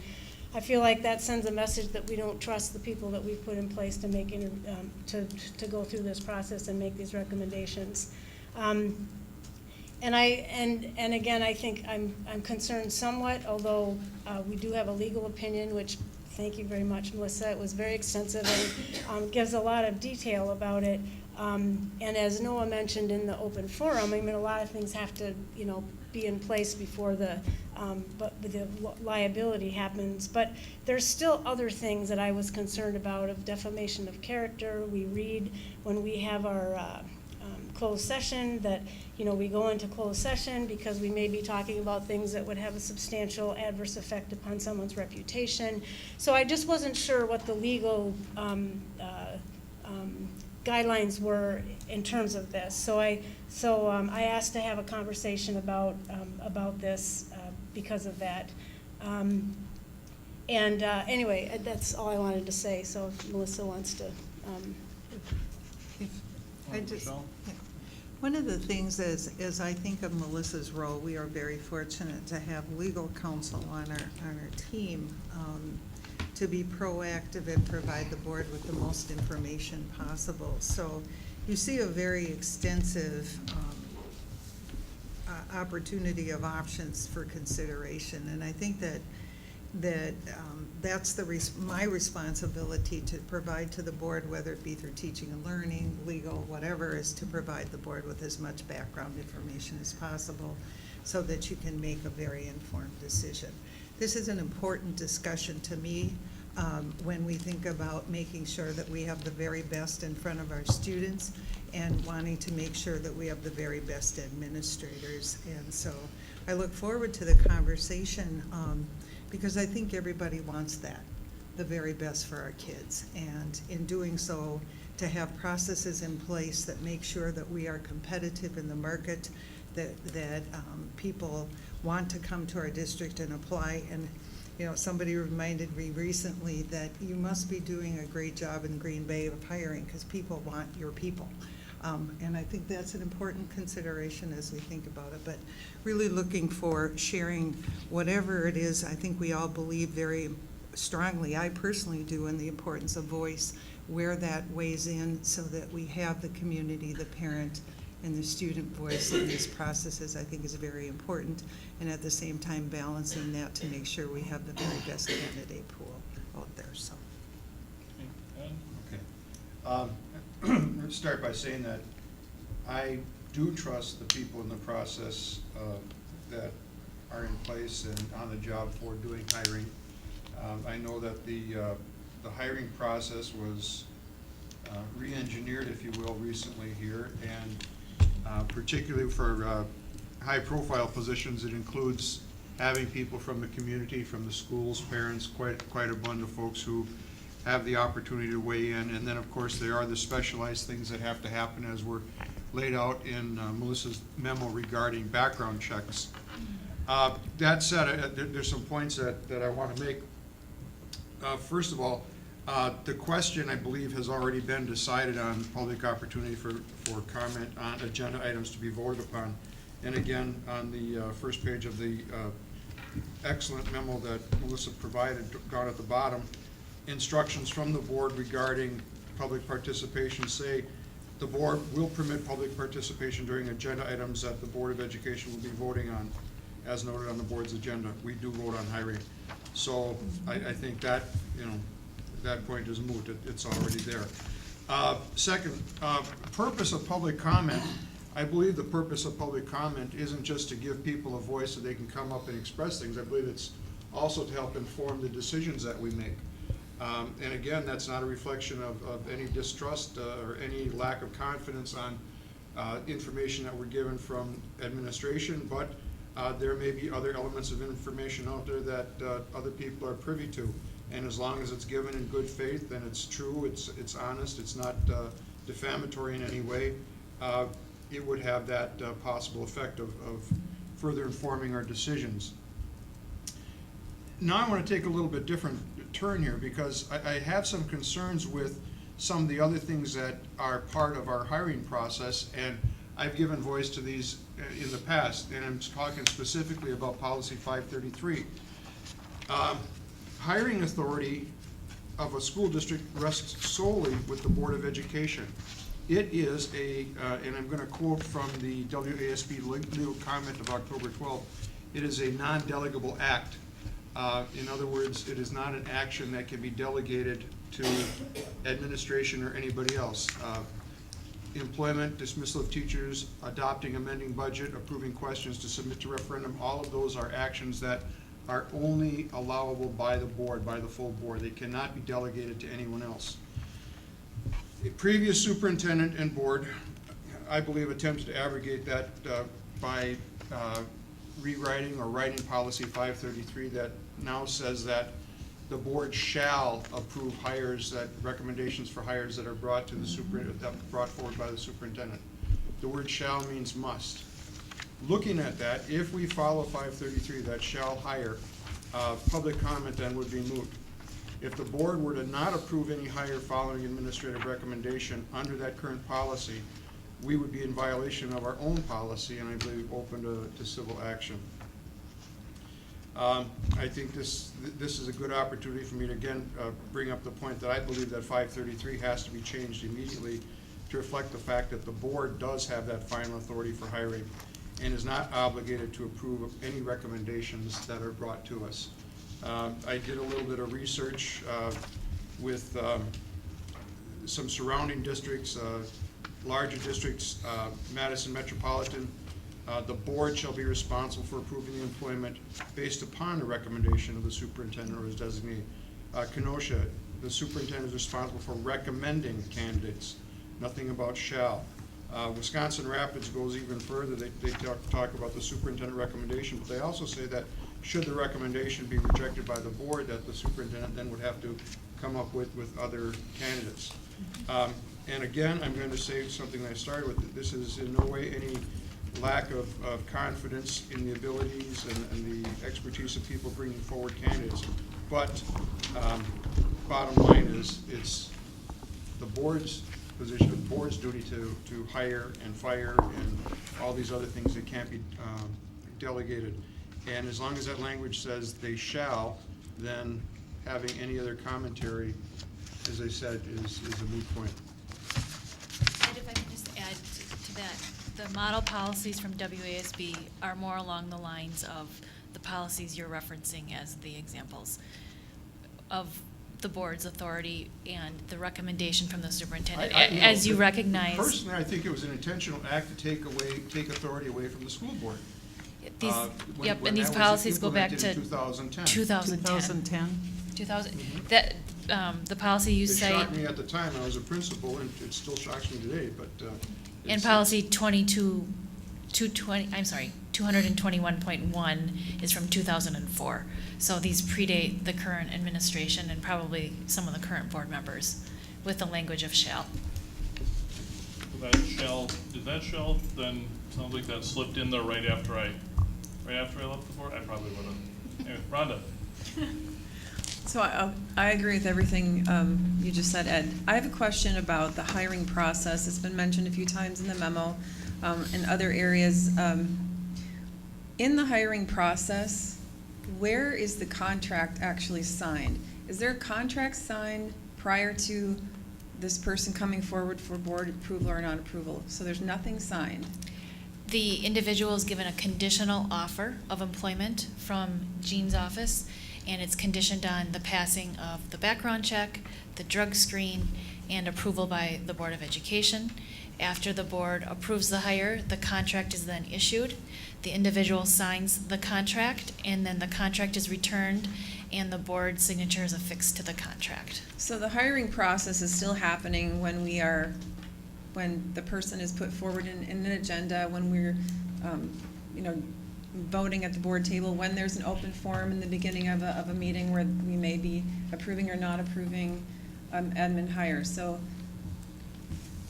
there's just some discrepancy with the hiring process can't, I guess, be tampered with, but at the same time, you're saying that it's really, it's includes everything that's happening in regards to the hiring process, the open forum in the beginning where they may speak to something that we're going to be voting on. Because we have actually had where we have hired admins that weren't in a special board meeting, we had them listed as a specific agenda item, into our agenda. And people were still able to then, would they still be able to, if they wanted to comment in the open forum part of that? Not necessarily we open the floor for that specific item, but if it's on our agenda, they can speak to it in the open forum. They can speak to it. It doesn't need to be on the agenda. It doesn't have to be on the agenda. Right, so I guess what's confusing is, other than maybe giving a disclaimer so that people understand that, it's I think it's at their own peril, I've read, when they speak ill of someone, then they should know this, but then basically we can't really restrict what they're saying. No. That's what the memo said. Right. Right. And that was my point and my concern is that we still have that opportunity for everybody to come speak to us about whatever they want. My concern is that when we decide that we're gonna have board engagement, board comment, and it's pretty obvious that it comes right before all of these decisions we're making for hiring, that it looks like that we encourage people to come and give us their comments, and we're encouraging people to whatever. I mean, we saw what happened with one particular hire this summer, and I was uncomfortable with that.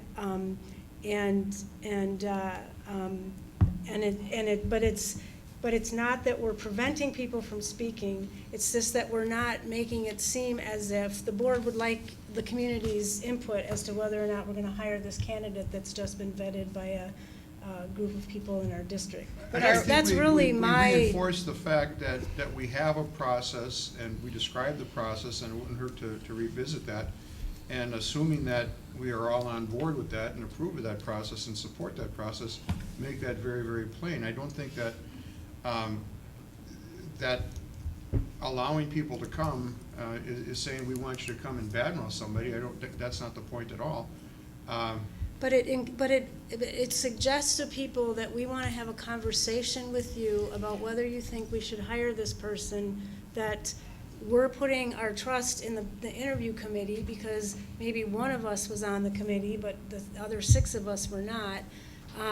I don't know how we as board members or community members can vet people to the extent that an interview committee has done. Oh, I agree. And so how are we gonna have a conversation with a community member that comes and says, I don't think you should hire this person because blah, blah, and blah, and then we have this conversation about this person who, in good faith, often has come to our board meeting to thinking that they're going to be, they've been offered a conditional contract, they have no reason to believe they're gonna be not offered this contract, and then all of a sudden, 10 people show up to start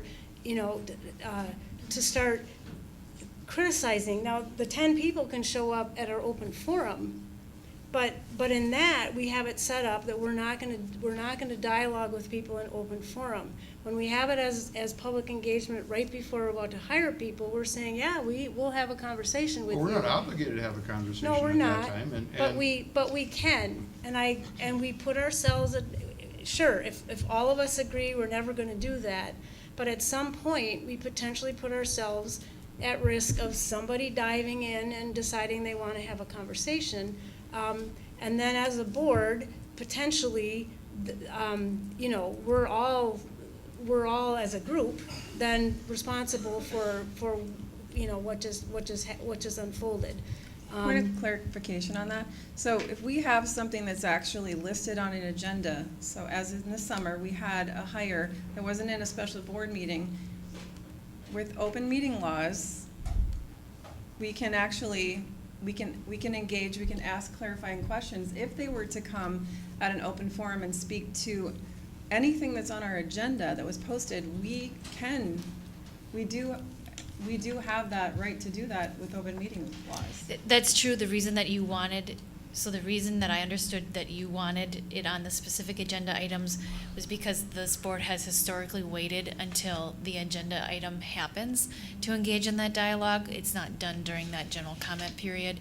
And what I understood you wanted was a flow with the public who comes to comment. So that's why it was put as an additional And I would agree with agenda that. item. And so I think the way that we have it right now is great. I think it definitely affords everyone the opportunity to speak to something that they want to be heard about. I'm not really sure how we're going to,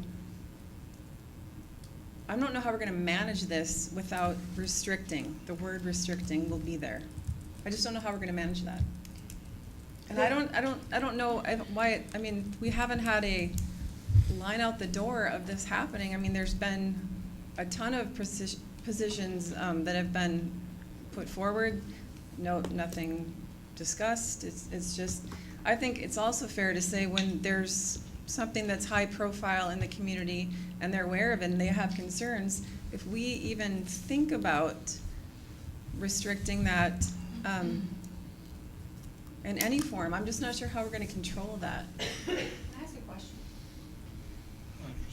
One of the things that I'd like to understand maybe a little bit more so that I could understand this conversation is on page 2, under number 1, it says, capturing the public's voice in the hiring of candidates, public input and involvement is allowable in the actual legally vetted hiring process.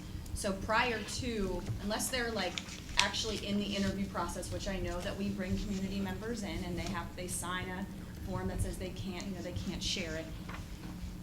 Other than this open forum, or however, in the night that we're now going to vote on this, is there any other opportunity for the public to provide input in the process? Because to me, that seems like that's the underlying issue, is it's one time, which I'm not saying we should have that place, right? We should have that, I think we should have that ability for the public to have input. But it seems problematic that we're hearing that at the very end. And then I don't have context for it because I don't know who these people are. I don't know do you get what I'm saying? Mm-hmm. So do we have a process before we get to there where public can have input? And if we do or don't, how can we address that? Because it seems like for me, that's an underlying, like, this feels a little uncomfortable. You know, Michelle? if I could, we've actually, and that's where I started, is where do we have the voice if there are still things, and I know, and Melissa, I remember that it said you could talk to the board, obviously you could contact the board, but I think we could certainly, I think that the piece that I would offer is that it's the recognition of where to take your concerns is really what it amounts to. So I don't see why that couldn't be something we would include somewhere that says if you have concerns along the way that we could provide, you know, even to call the board or to, you know, I mean, there's absolutely no reason we couldn't because we don't preclude that now. Right. It I just, mean, you the know, federal but- government allows when they're ruling on something, an open period of time where people can submit comments. My only concern about, I completely understand what you're saying. I am familiar with a superintendent hiring process where there is extensive public input. There is a public survey. There is public listening sessions. There's public meet the candidates. There's numerous levels of public input because the board's employee is the superintendent, and so that the board typically sets up that process. If we're talking about that level of public input, I'm going to turn this over to Jean because I would like Jean to weigh in. If we're talking about that level for teachers, if we're talking about that level for support staff, if we're talking about, what would you want that level of, or any level of public input? Because at some point we have to hire candidates, and we're already under time crunches. Even for higher level administrators, we're under time crunches, and we will lose candidates if we are going to extend the process out further than what the process is already extended out. I don't think that type of process is practical for anybody beyond the superintendent. It just isn't.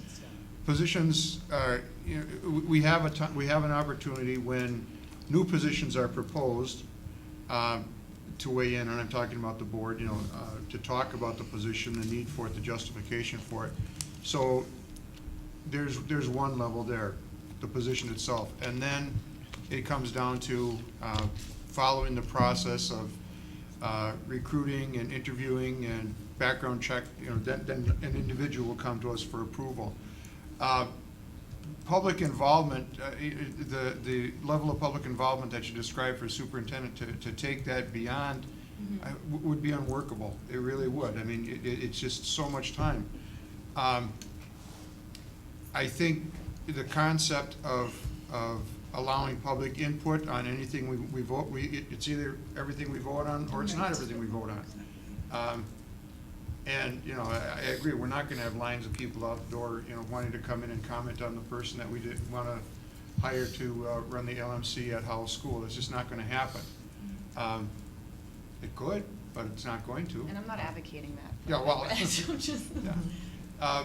The other thing about public input and public opportunity is within that process, and I don't know how far that's extended, if that process has extended to where a school is hiring a new teacher or not. I know that that's expanded a little bit to where now they are including more people from within the school, the teachers themselves, whether they've included parents or not, but there are those opportunities for public involvement in hiring, at least the high-profile positions, the principals, downtown administrators, that sort of thing, where they have a process that, as I said, includes central administration, building administration, staff at all levels, families, parents, and community members. So there are the opportunities for folks who might be interested. Katie? Would we be better served, or would our public be better served if we reformatted the open forum where anything that is brought up that's actually on the agenda, we can engage in discussion? We already can. Or, The risk of that is that we haven't had the presentation, so we're, That's why you decided to have that extra session Yeah. on the agenda item. okay, but the hires, we don't really have. no, but if you're, I Yeah, mean, you're not Ed having wants a to be presentation on completely that. consistent, so if we're gonna be completely consistent, then we run the risk of having engagement with the public before we really have had a foundation of what we're engaging them about. Okay, Michelle, As I think about this, I think two things. The transparency of the current hiring process is an important part of this discussion because people may not recognize there's opportunity for the public to weigh in during the actual hiring process.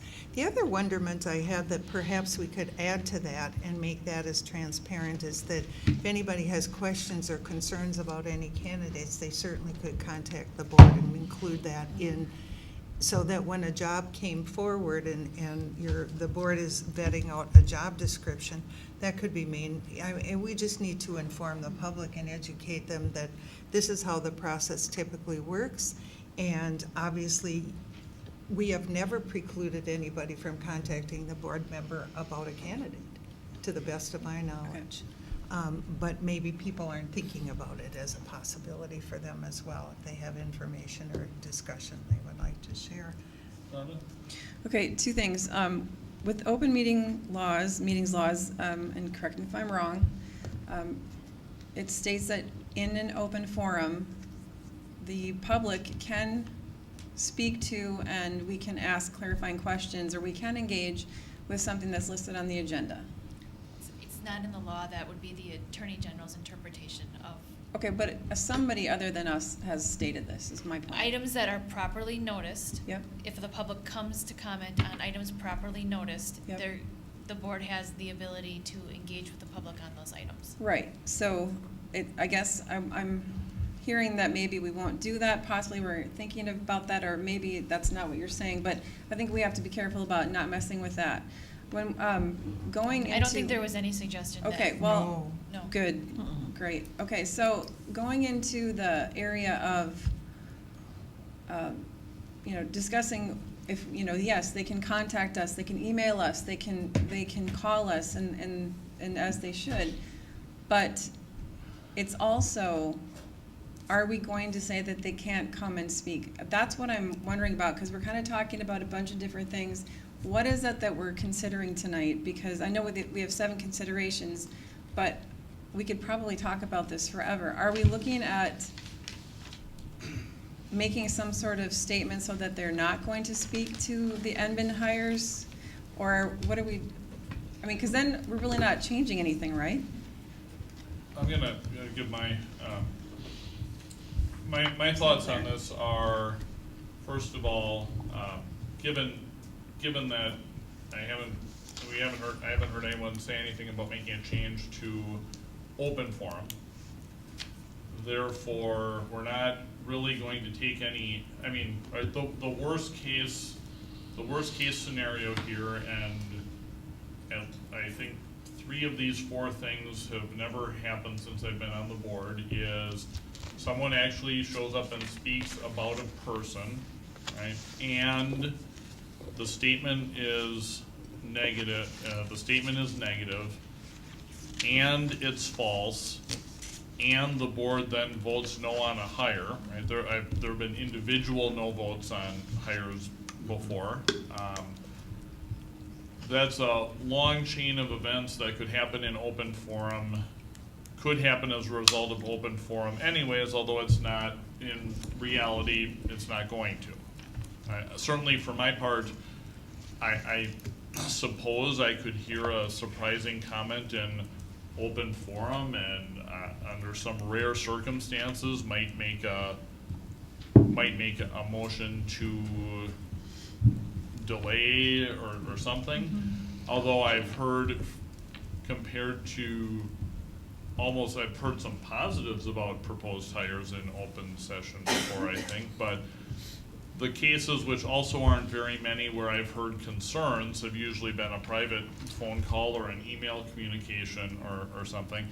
So what I would see happening here is if we did one of the options to take out that, I guess call it the second round, or the second round forum opportunity, we would essentially be saying the board will permit public participation during agenda items except for this one thing. And I think the attention that would generate to something that, I think it would blow up into something that was not intended in that way, and it really wouldn't, I mean, the board protects itself legally by not making a decision based on false defamatory comments, which I'm sure, I guess I can officially only speak for myself, but I can't imagine anyone here just making a spur of the moment vote because someone made a comment about someone at open, and they could do that in an open forum anyway. So that would be my concern, that in an attempt to address a very unlikely circumstance, fingers would be pointed at us from the public saying, okay, what's next? What are you gonna chip out next? And I would hate to see that happening, or hate to see that be the focus, especially with some significant discussion items coming up that I would hope that we could have a little better, a little more focus on, like we have a class size discussion coming up and so forth. Laura? I'm concerned about the kind of chilling effect that having open discussion about hiring might have on people wanting to seek employment in our district. I mean, can you imagine, a company saying, we want to hire you, but, you might also have to be publicly, people question your ability, your qualifications, the salary you make, whether or not your position is even needed or required. That will have a negative effect, and we want to draw people to our district. I found this memo very, very helpful, and it offered a lot of clarity. Thank you, Melissa.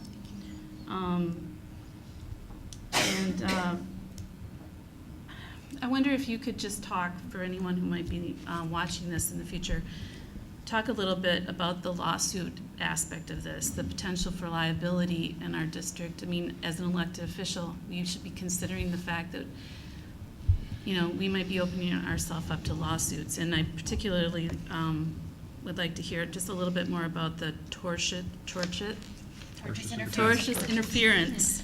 Sure. Can I say With one more contract. thing? She's finished. So when a company wouldn't do No. that. She wasn't. I'm sorry, I thought she was. No, I just asked Melissa a question. Okay, and can I respond to? She asked the Well, so question, let's Melissa Melissa. go first and then. Okay. So the memo cites case law. It cites precedent in a quick law school 101. The older the case law that has been around a long time, the better, because that means courts have routinely relied on that case law, and it becomes stare decisis, which means courts are required to rely on that case law in future decisions. So I have a number of cases in here where different statements and then action was taken with respect to those statements, and that interfered with an individual's ability to contract with an employer. That being said, I agree with Noah when he commented that it's extremely rare it happens.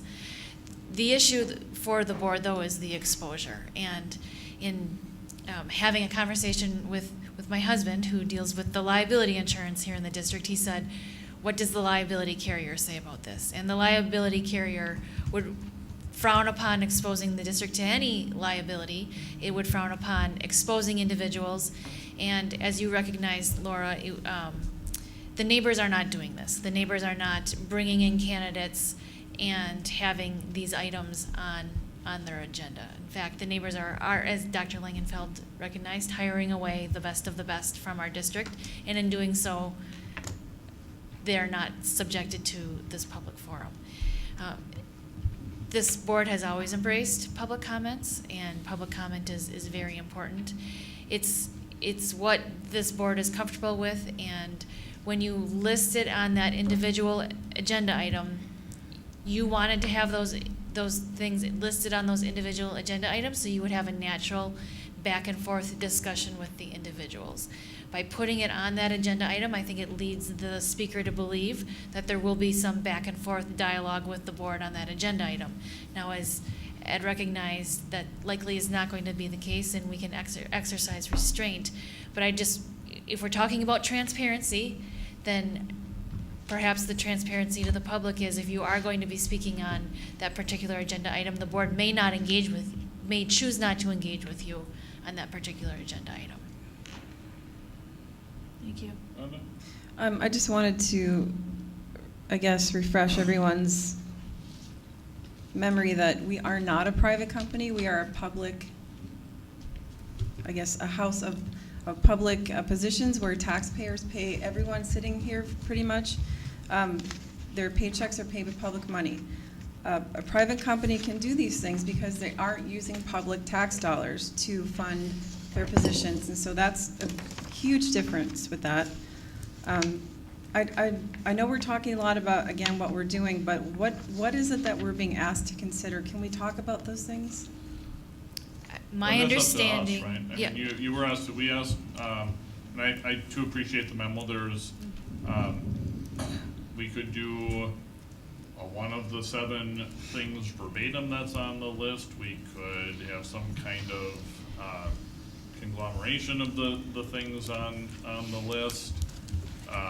We could take no action, which is the same as option number 7 on the list.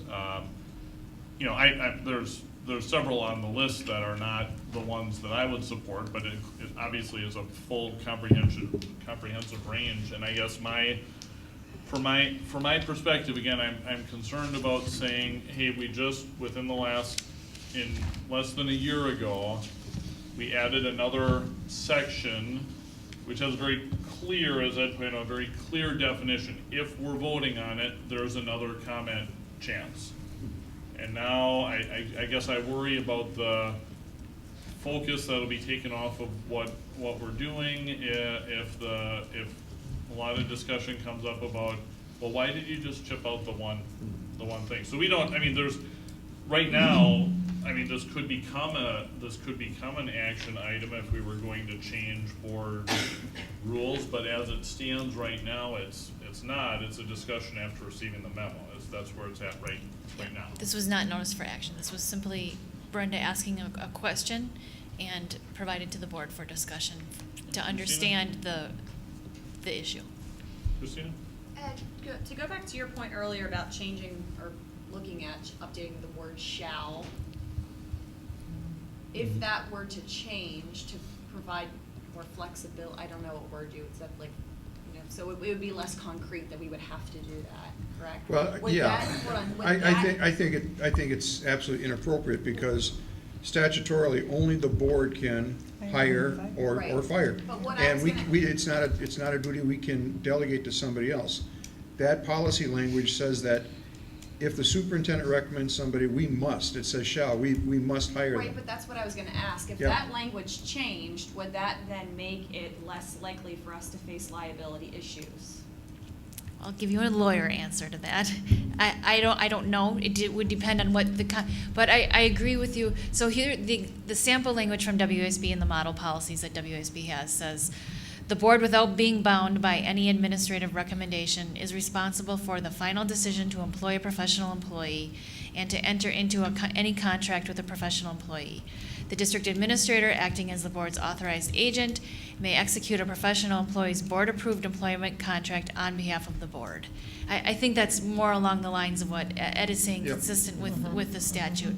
So we could look at policy 533 as well as policy 221.1, which also includes the word shall, and bring forward a policy that's more in line with the statutory language. Yeah, I certainly support that. I was researching this a little bit, and it seems like there's a movement against shall that started in the federal register, I think, and problems of, I mean, it's also probably, I mean, it's not, although the word is there, I don't think it's binding anyways, because it's not, I don't think it would be valid statute would supersede that, but it certainly is confusing, and so we could, I would support that. Although that's important, I would like to see it on an agenda item, and it seems to me to be a quick technical fix, because I don't think anyone, it doesn't sound to me like anyone here is saying that they want to say that the board must, to try to make the board approve all the hires when it's probably not even legal for a board to make itself do that in policy anyway. It's odd. It's, yeah. I'd be interested in knowing, just parenthetically, how that happened to slip through. I believe I know why it slipped through, but I mean, how that happened, it just Well, and kind that of shall astounds may me. not have been what slipped through. There may have been some other modification made to that policy, because it was a policy starting in 1995. I don't recall it was. No, that 8 years shall ago. came in under the previous superintendent, it wasn't. It was not me. No. Well, you're not the Because previous superintendent, I know. that would be true, but I know that the board hires and fires and always have, so I respect that. If I could, I want to go back to something that I said earlier that really concerns me. I want to make sure we have the best candidate pool for these positions. Even though you have to meet 4 standards, 3 could be devastating to candidates, 2 could be. That's my concern. And so I go back and say, you know, the open forum is one opportunity, obviously, that certainly you wouldn't change. My great concern is will that reduce the candidate pool so we don't have the best in front of our kids? I worry about that. I worry about that from the perspective that I can't think of a single school district that's doing something like this, but maybe I don't know that. It's because I haven't dug deep into that, but I'm not aware of any. And I think in this really changing education landscape around competitive markets and wanting the very best, I just wonder about that.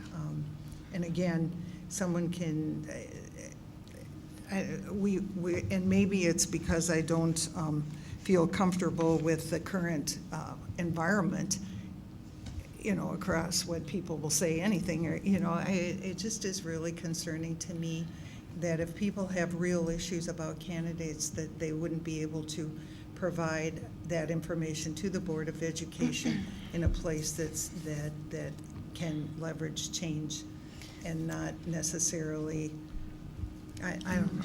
I believe in transparency, but I also believe I have a responsibility to make sure that we have the very best candidates for our kids. Isn't it, before I go to, isn't it pretty unusual what we're doing as a board, having, kind of emulating the city and having the second round comments, or is that a common thing? I mean, it seems to me like boards either, some boards don't have anything at all, or usually it's right, it's at the beginning, right? So we're in kind of some new territory here. In discussions with the city, I'm not quite sure the city is doing this exact same thing either. I think that this is a creature that we've created here in the school district itself. Yeah, 'cause the city waits for the motion and then generally would suspend the rules to allow speakers on the topic, but maybe wouldn't sometimes, so we kind of, run it. If you ask an older person to open the floor, if they don't already do it, if you reach out and ask someone, they will open the floor. Motion to open the floor, they vote. They've never said no. It goes forward. So sounds like we kind of, when brainstorming, just simplified it and just said the floor is open when we get to that part of the agenda. So I think if we had, I would see this being a much bigger concern if we created something, if we decided to throw in a new category of extra comments about hiring, that could that could probably trip some people up. I think it could upset a lot of people the other way if we, again, for something that is, we've had open forum for 20 years, at which time anyone could have said something about a candidate for hire, and I don't remember any personal kind of, I remember struggling to remember comments about a specific candidate at all, but certainly not personal attack kind of things. I just don't think, I think if we make this change, it will, if we make a change and cut out just one category from the second round forum, it will upset some people that we cut it out, and anyone who would say this, would have things to say, would just move it back to open forum anyways, and I don't think they're really gonna do that, versus leave it the way it is, not upset people about changes, and these comments are probably not gonna happen anyways. That's what I see. Rhonda? So option number 4, include in the board president's opening remarks regarding the public forum opportunities that a speaker's comments regarding a district personnel or students are afforded no legal protections, and should the speaker make such statements, the speaker may be creating legal liability for himself or herself. The board president then can offer a speaker in her remarks a chance to address the board in closed session or file a complaint. And even number 5, provide for public comment, but where concerning statements are made during the course of public comment period, the board president could interrupt the speaker and suggest that the topic is more appropriately dealt with in closed board meeting, or suggest that a complaint be filed. So I think part of it is just being able to run the meeting in general and give that disclaimer that people are aware that they are in a public format. Yes, you have a chance to speak, but there are implications, there are issues with some of the things you might say. I think anytime someone's in this building, they're in a public building. If you're on the sidewalk, you're in a public space, in a park. I think we have to be very careful that we say, you just can't. I think that's just, but maybe we actually just lay it out there where there is a disclaimer, and that just be advised or aware that, the sensitive nature of some of your comments could go further. We don't say that now. Maybe this is just something that would actually help cover the fear. We don't have this happening. People aren't coming in here and throwing obscenities out and laying claim and throwing false accusations now. So I think this somewhat is kind of it's a solution looking for a problem to some degree, but I think that these 4 and 5, I think, would probably help that and take care of those concerns. Brenda? I think we do have precedent for this. We saw it last June? May. I mean, with our candidate for principal at Washington, I was horrified at what she was put through. And if people watch that tape and think that might happen to me, maybe I won't apply to this district. I mean, it just takes, it's an example, and it just happened in this last spring. And I agree with Laura, the chilling effect of people potentially being discussed at the board table by people that don't have the depth of knowledge, don't know them, don't know what their skill sets are. I mean, we have interviews where they've been observed and what they, in certain job type situations that they might be in. There's a lot of information that goes into that. So based on just common decency, I do not think that the people that we're looking to hire, and as Dr. Langenfeld said, we want people to want to come to our district. Why would we as a board potentially put some barrier in front of that?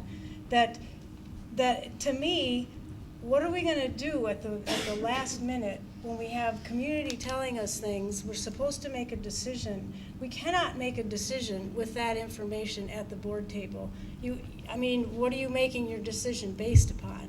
I mean, I would much rather have some sort of well communicated avenue for people 2 weeks before we're about to hire somebody, or a week before we're about to hire somebody. Have an avenue to which they can bring concerns and questions. That gives us time to decide if it's defamatory and it's true, and it's false. Gives us time to look into maybe some new things that we didn't know, and then we can if there is something and we decide that maybe we need some more time, then we're pulling it before the board meeting. I think putting somebody through the embarrassment of having that happen to them is just, to me, it's just not worth the risk of having people running away from applying to our district.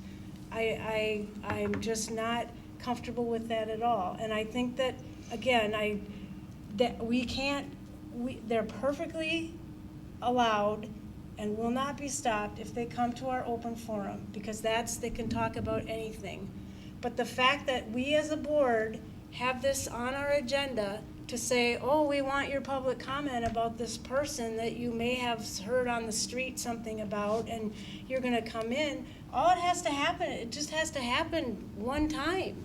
The word gets out on the street, people know what happened, the recording is there for everybody to see, and people talk.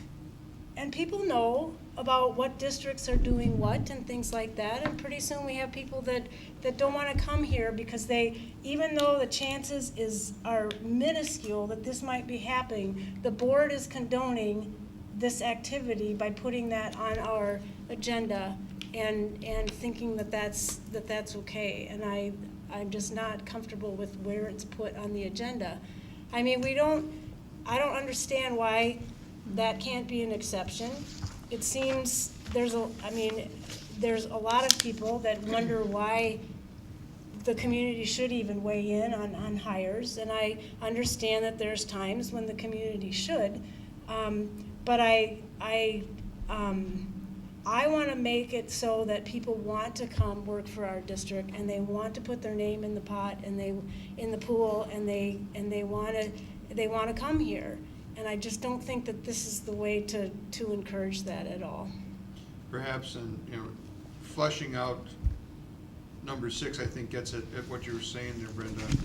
Providing opportunities for members of the public to participate in the legitimate, legally structured hiring process of key personnel, so on and so forth. Fleshing that out, getting that out to the public as far as, if you have something, you want to be part of this, you've got input, here's what that process looks like. And then, certainly, as has been said many times, the opportunity for people to say whatever they want to say at the general session or general open forum is still there. It hasn't been changed. I'd like to offer a possibility for process improvement within, upon listening to the board reflect. When we have a hire for a new principal, for instance, we always have a survey for the teaching staff to look at what are the characteristics and qualities that they're looking for in their leader. We don't do, even though we have representation from community members and from parents and from the board in our hiring for those positions, we don't have a similar survey. So if we were to conduct for these principal and above level positions, if we were to conduct an opportunity for input, that would allow us to get ahead of the curve and look for the type of candidate that the board is looking for, the community is looking for, and ensure that the name that we're bringing forward is somebody that can be more well suited. So within that, when we get that input, we craft particular questions within the process so that we're looking at a better process of that. So that would be similar to what we offer for our teachers who are being led by a leader in the building, to the public, to give that increased opportunity. I know it doesn't necessarily apply to whether or not the conversation takes place. We have a debate here, but it would at least maybe provide an extra level of insurance that the candidate would bring is tailored towards what the community is also looking for. I think this sounds like a good thing. Maybe I guess I want to make sure we, and I do appreciate. I think I think that would be a valuable thing to add to the process. In my individual opinion, certainly I do want to make sure though that we get somewhere as far as deciding if we're going to create action item about changing our forum rules or not? Katie? I would never suggest we eliminate the open forum. In fact, I fought for the second open forum at our work sessions early on in my board experience. But when you look at historically, it's the open forum that people address us. Very rarely in the year that we've had the opportunities before we discussed individual agenda items, has anyone come to the table to discuss it.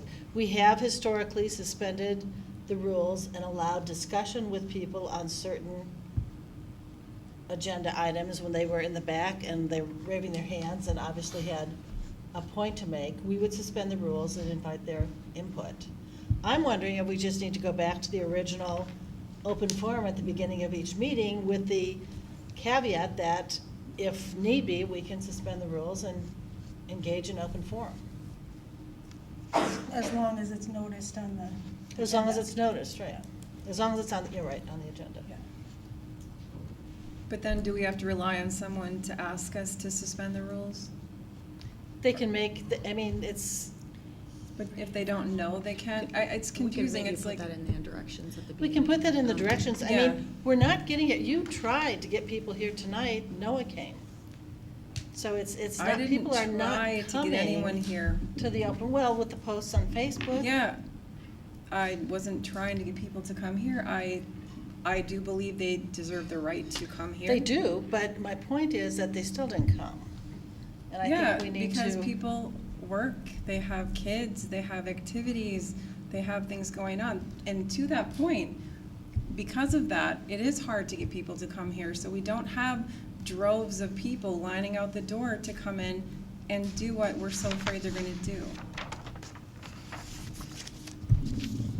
And with regard to opening up our district to liability, it really only takes one disgruntled person who you know, has been negatively affected to sue our district and you know, cause us to have to pay taxpayer dollars or whatever to defend that.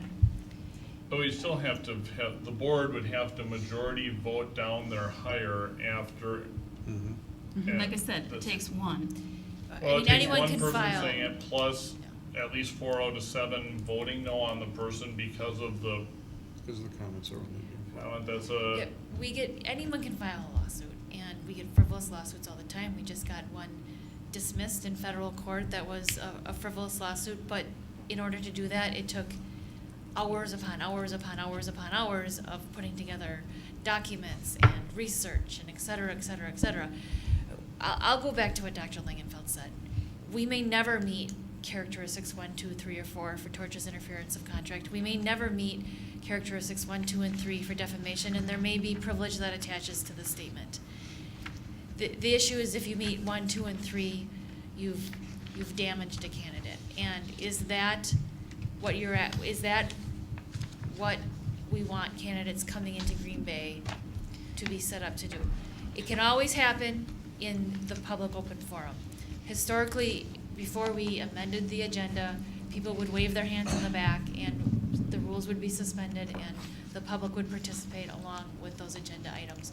We certainly can change the introduction that Brenda makes, indicating that the board has the right to suspend rules to allow further public participation during the course of the meeting. We can add the statement in number 4 so that people understand that if they are going to engage during the public comment period in those comments, what the potential ramifications are as well. So, is it safe to say we are considering number 2, continue to provide a general public comment opportunity, but discontinue the comment opportunity during the portion of the meeting regarding hiring of staff and administrators? Is that what we're considering? I think And are we gonna take a vote? Because I really hope we take a vote on this. We can't, it's not posted. Not We have to- today, yeah, we but have I to think, next week. I understand that, that's not what I'm saying. Are we going to take a vote on the 17th on what we're deciding tonight? Well, I guess that would be up to the, I guess we would have to, during this committee time, yes, I suppose, put together an action item if if desired, for next meeting or whenever, but it seems now there's a few things that are maybe being said here. Leave it alone. Leave it like it is, but carve out an exception for not talking about hires in the second round forum, or essentially go completely, or no, I guess it would still be a hybrid, but open, I guess you would call it open forum plus city council method of during agenda suspending the rule for interested parties to speak, which I don't mind that one, but I don't know that I feel that I need it. I mean, this one hasn't been around long enough to hardly test it. I have a question about that, but if we suspend the rules, we have to take a vote to do that? Right. So what if that doesn't happen? What if we actually have enough people that know that there might be something coming in that they don't want that to happen? So that suspension of the rules is not guaranteed to create another forum. So you're not really guaranteeing another chance to speak. It's kind of there's a blurry line there. So, Melissa, what would be the mechanism at this point by which either someone would suggest an action item or not? Because usually our discussions are more philosophical or lead to a later, broader policy change. So what would be the mechanism here? I would suggest that the board work with the president for proposing an action item for next week's meeting. And then we can have the action item and it can be subject to amendment at next week's meeting based on how it's drafted. Okay, that makes sense. I guess my preference at this point would be no action, although I would look at a whole different system of open forum maybe, but certainly not for next week. So that would be my preference. So we have 7 conclusions to choose from. Is that kind of I know it's a guideline, but They were never drafted as conclusions. They were drafted as options for. It says conclusion. Well, that's the conclusion section of the memo. When you write a legal memo, there's a certain flow to a memo, and the last part of a legal memo is called the conclusion. Okay, so let me reframe that. And rephrase this. So we have 7 options to consider for board action on the 17th. No. There was never any proposed action. This was simply a discussion. So we spent all this time talking about something we're not going to even act on? Well, we might. I mean, but it was never proposed as action. Yeah, I mean, it was. I mean, I'm fine if we don't do anything. I don't think we need to change. My opinion is that I don't think we need to change it, but others may feel the need to change it. I think it would be the right of someone to make a motion to change it. I wouldn't be the maker of it. Not at this point, not for next week. So how are we going to resolve this then? So I guess if there's board members who want to propose a course of action to vote on next week, I think they should do so and make their motion and have it pass or fail next week.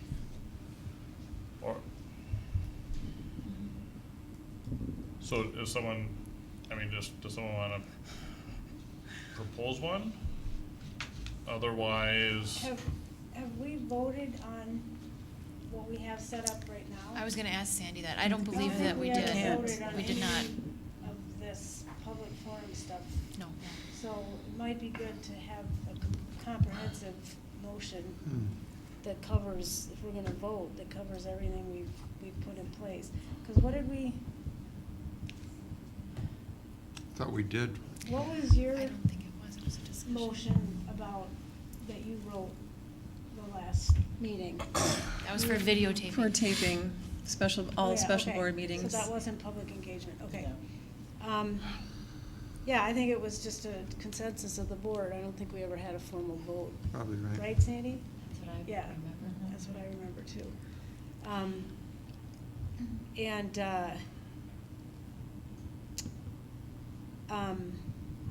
So anyway, I can work on that.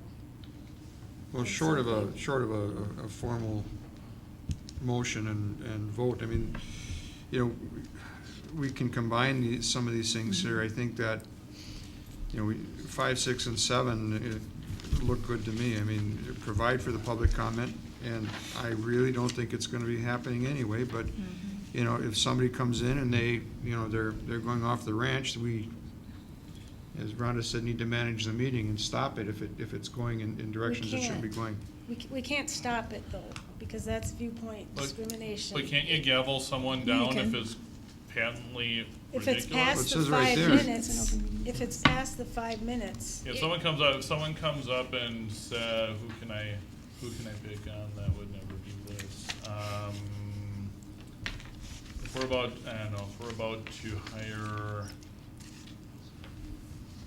we're about to hire someone for principal, and a speaker is saying, it comes up here and says, I know that so-and-so has eaten the decorative plants around Jackson School, and they do it all the time, which is patently ridiculous. That could be gavelled down by the president, could it not? So if you look on page 11, I gave you reasonable rules that have been found to be permissible. So rules prohibiting repetitive and irrelevant speech, and rules prohibiting disruptive, profane, abusive, and harassing speech.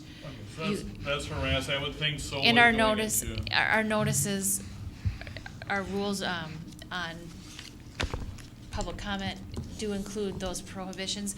I would caution you, though, you're putting the board president in a difficult position, because you're now asking her to make a judgment call. Profane is obviously pretty apparent, but you're asking her to make a judgment call then on what would be abusive or harassing speech, and it would be at her discretion then to gavel that speech and to stop the speech. Well, we give a board member to raise a point of order if the president didn't gavel it.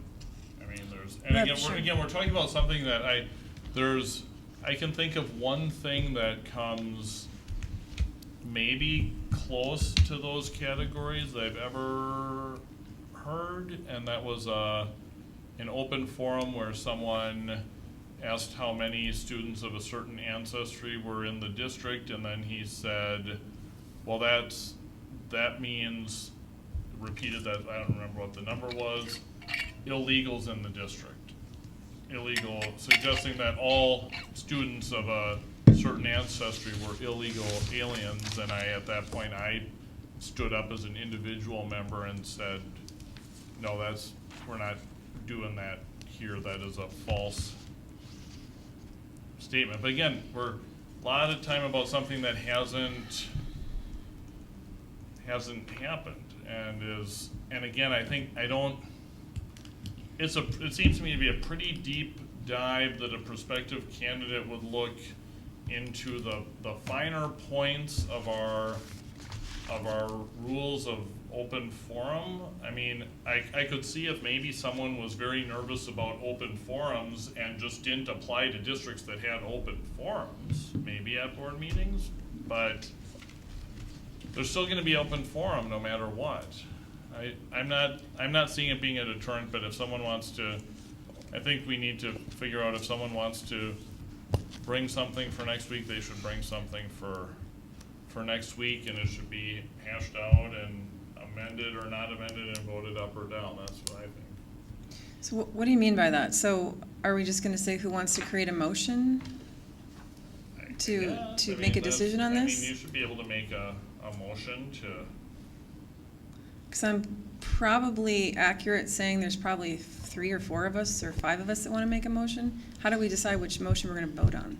We start with one, like we did with the videotaping last time, and we amended it and changed it and talked about it and voted on it. Which one do we start with, though, if we've got? We started with yours. No, for this specific. It doesn't really Whoever matter makes the motion first. It doesn't matter what we start with, because there's every opportunity for everybody to weigh in and make amendments. If the topic is posted for action, we don't have to say which, because this is a little different in that there wouldn't be a formal administrative recommended motion. Correct. You don't have to post a motion. We do in Neptune to make it transparent to the Because public usually as to we what the know, board's usually vote is. it's known. Board's vote is. So, but if someone says, what are you voting on? What do I say?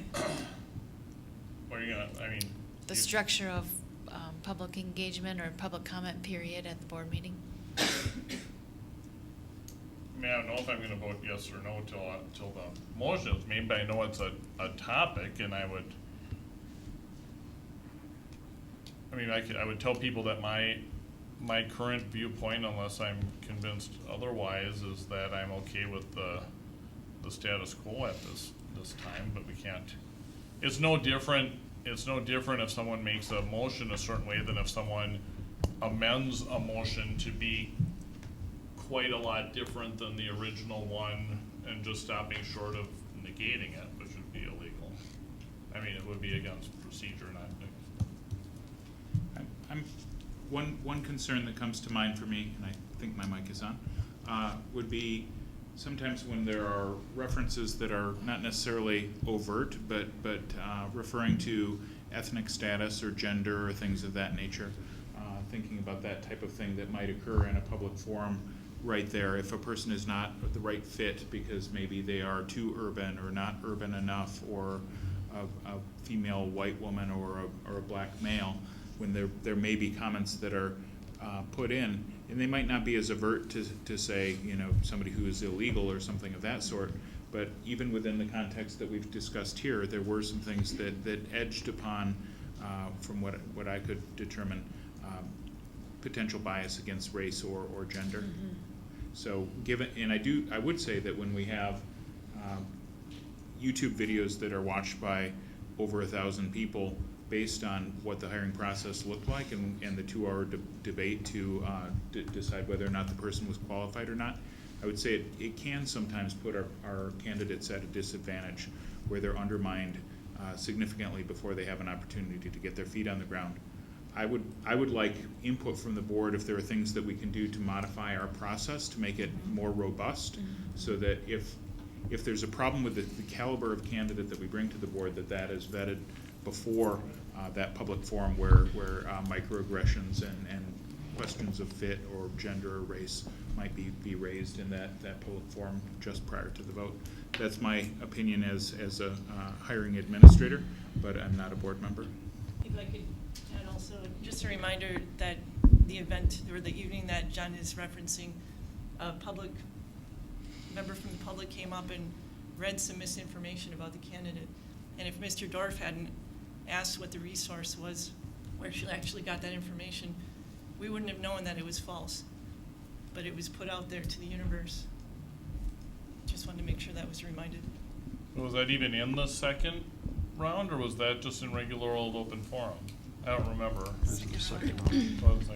That was. I can't imagine that same comment wouldn't have been made by the same person in the first round if there was only one round, though. That would seem very unlikely. Christina?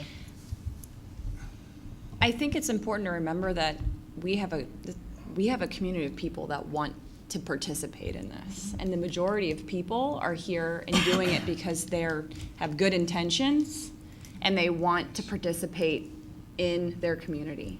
So I think we should just remember that, because there's always going to be the outliers who show up and disrupt everything. My concern is that we give the outliers the ability to disrupt the entire system of good, and we shut people's voices out that are really here because they want to participate in a really constructive way. I think what you said, which is kind of where I was going earlier with my question about how do we engage in the process prior to, is a way to build a more robust system. Because in my opinion, what I'm thinking is, why are these people showing up that night freaking out, saying things that don't make any sense? There's a reason why, and we can mitigate some of that. That still doesn't take away people's personal freedoms to share in a public forum what their opinions are. We can do both. We can do both, and we should do both. Because we have a community of people here that are really invested in what our school is doing. And I think we shouldn't lose sight of that. The other thing I want to just put out there, and this is not a question that we're going to discuss tonight, but for me it's something that I'm thinking about, is what are we as a board doing in terms of our policies and practices that are reinforcing a culture where people are coming here and they're losing their mind or they're saying incorrect things.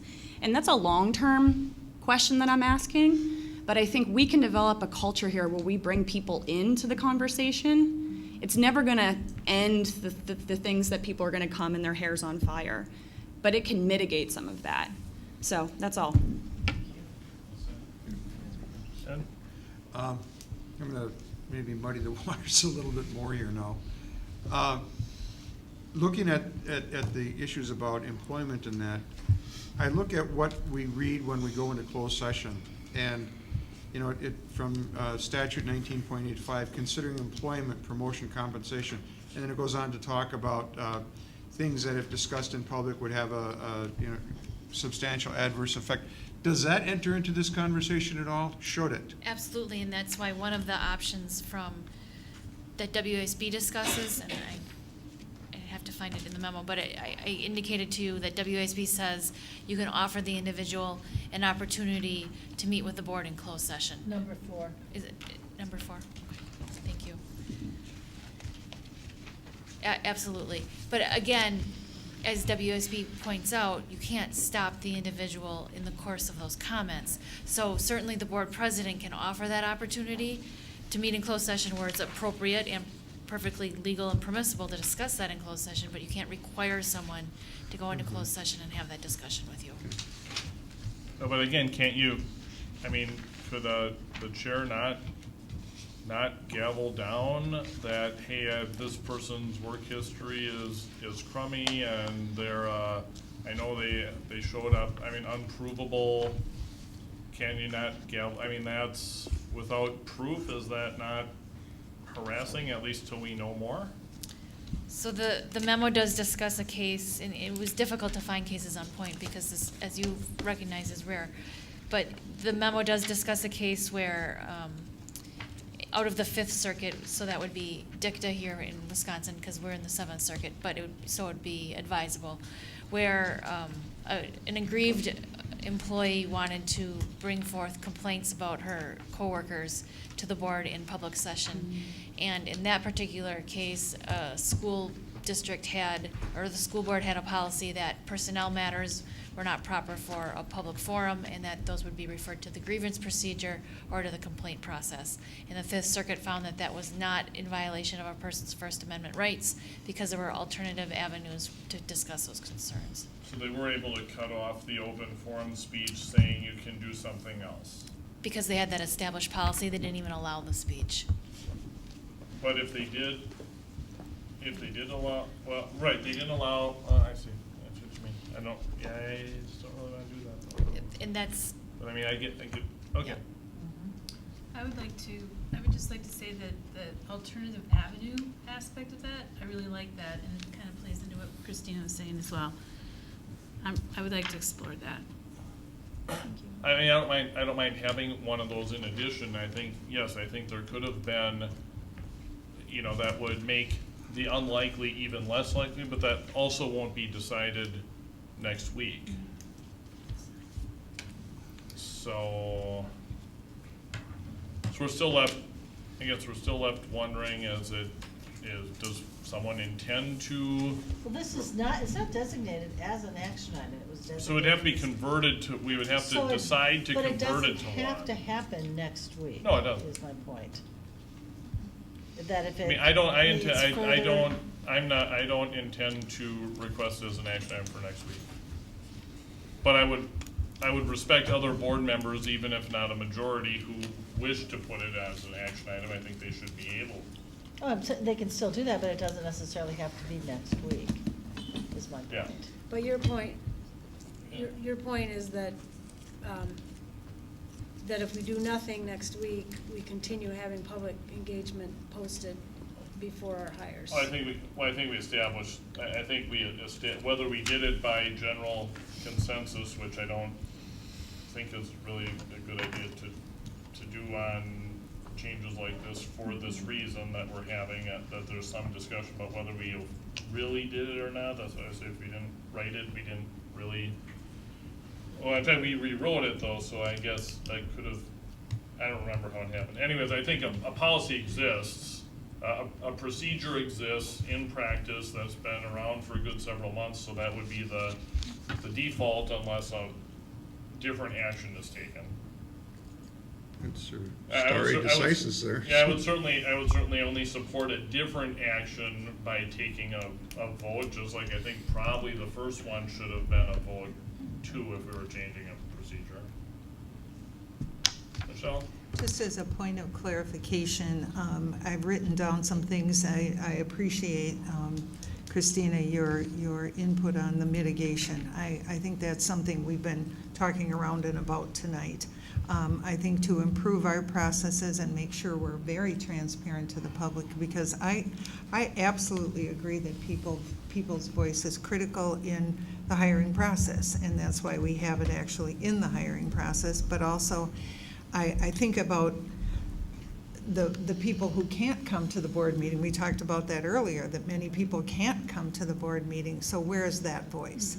You know, because we serve 21,000 students and multiple families of different backgrounds and needs. So I think to me, that's really looking at how do we talk about this a lot. How do we ensure that all voices are heard? And I think so we'll go back as a team and really talk about where we can add more voice. I think that's very, very important, just from our own processes. Obviously, we're not the board, so that would not be our decision, but wanting to make sure, again, that we hear all voices and the people in the community feel that they're heard, and also to be able to provide places for everyone to be able to engage with our board around these very important decisions. I think is really critical, but at the same time also recognize that we want to make sure we have the very best for each and every student that we serve. We believe we do a good job with that, but we can always look to improve and make ourselves more transparent. And that could include a statement around contacting board members too if they have concerns. That I don't think is anywhere in our processes right now, but could well be part of that. Okay, so does any, I guess as facilitator of this work session, does anyone wish an action item for next week about this topic? Yes. Okay, so then I guess there will be one, and then I don't intend to make I will listen to motions that are made and offer amendments or not, and I don't intend to make one at this time, but I'll first reserve my right. Rhonda? I make a motion to move forward with the process we have in place currently. We're not noticed for action tonight. That would be the motion that I would actually ask for, though, that you could actually, no, we're not gonna vote on it, but that would be the motion. You said if somebody, that's what I would, because somebody has to make a motion, right? And then we amend it or not. Not tonight. No, but You're at right, some yes. point, it's 2 weeks away. A week. It's next Monday. Oh, I'm sorry. Because Okay, of the- so Because we then, had even better, Labor Day. even better. Okay, so that'll go on as an action item. There wouldn't be an administrative recommended motion because it's a board internal matter, and members would make a motion and motions be debated as they see appropriate during that time. And it's basically you have to just provide it in writing like we did last time? Well, I mean, that's. I don't think it would even be on the agenda. Yeah. You would make it from the floor. Yeah, we can make it. It will be noticed for action, and then you can make the Yeah. motion from the floor. Because those are administrative recommendations for motions. So I mean, the how would fact that we, motions, the fact that many of our motions are written out is because usually they're routine and technical in the sense that they're a list of hiring, their approval of a vetted bid, it's not something where there's likely to be a range of things made, and we're paying for folks to write the motion because they have the technical knowledge that they do it full time. This is an internal procedural matter where there may be, the public needs to know and will know and will be noticed for the fact that the board is discussing and reserves the right to vote on So would it just say discussion with possible action? Yeah. Was that how it'll be posted? Discussion and action. Okay, so that's how it'll be posted? Okay. Okay, so that'll happen on the 17th. There were no discussion and public comments items in this work session under business and finance nor human resources, so I would return it back to the president at this time. All right, move to adjourn. So moved. Second. All in favor? Aye. Aye. Opposed? All right, we are adjourned.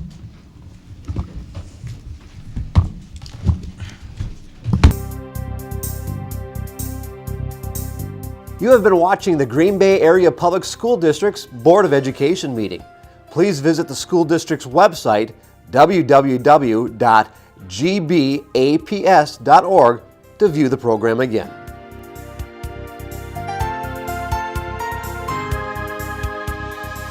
If you cannot fully access the information on this video, please let us know the accessibility issue you are having by calling 920-448-2025 or by email at communications@gbaps.org. We will try to provide the information to you in an alternative format and/or make the necessary improvements to make the information accessible.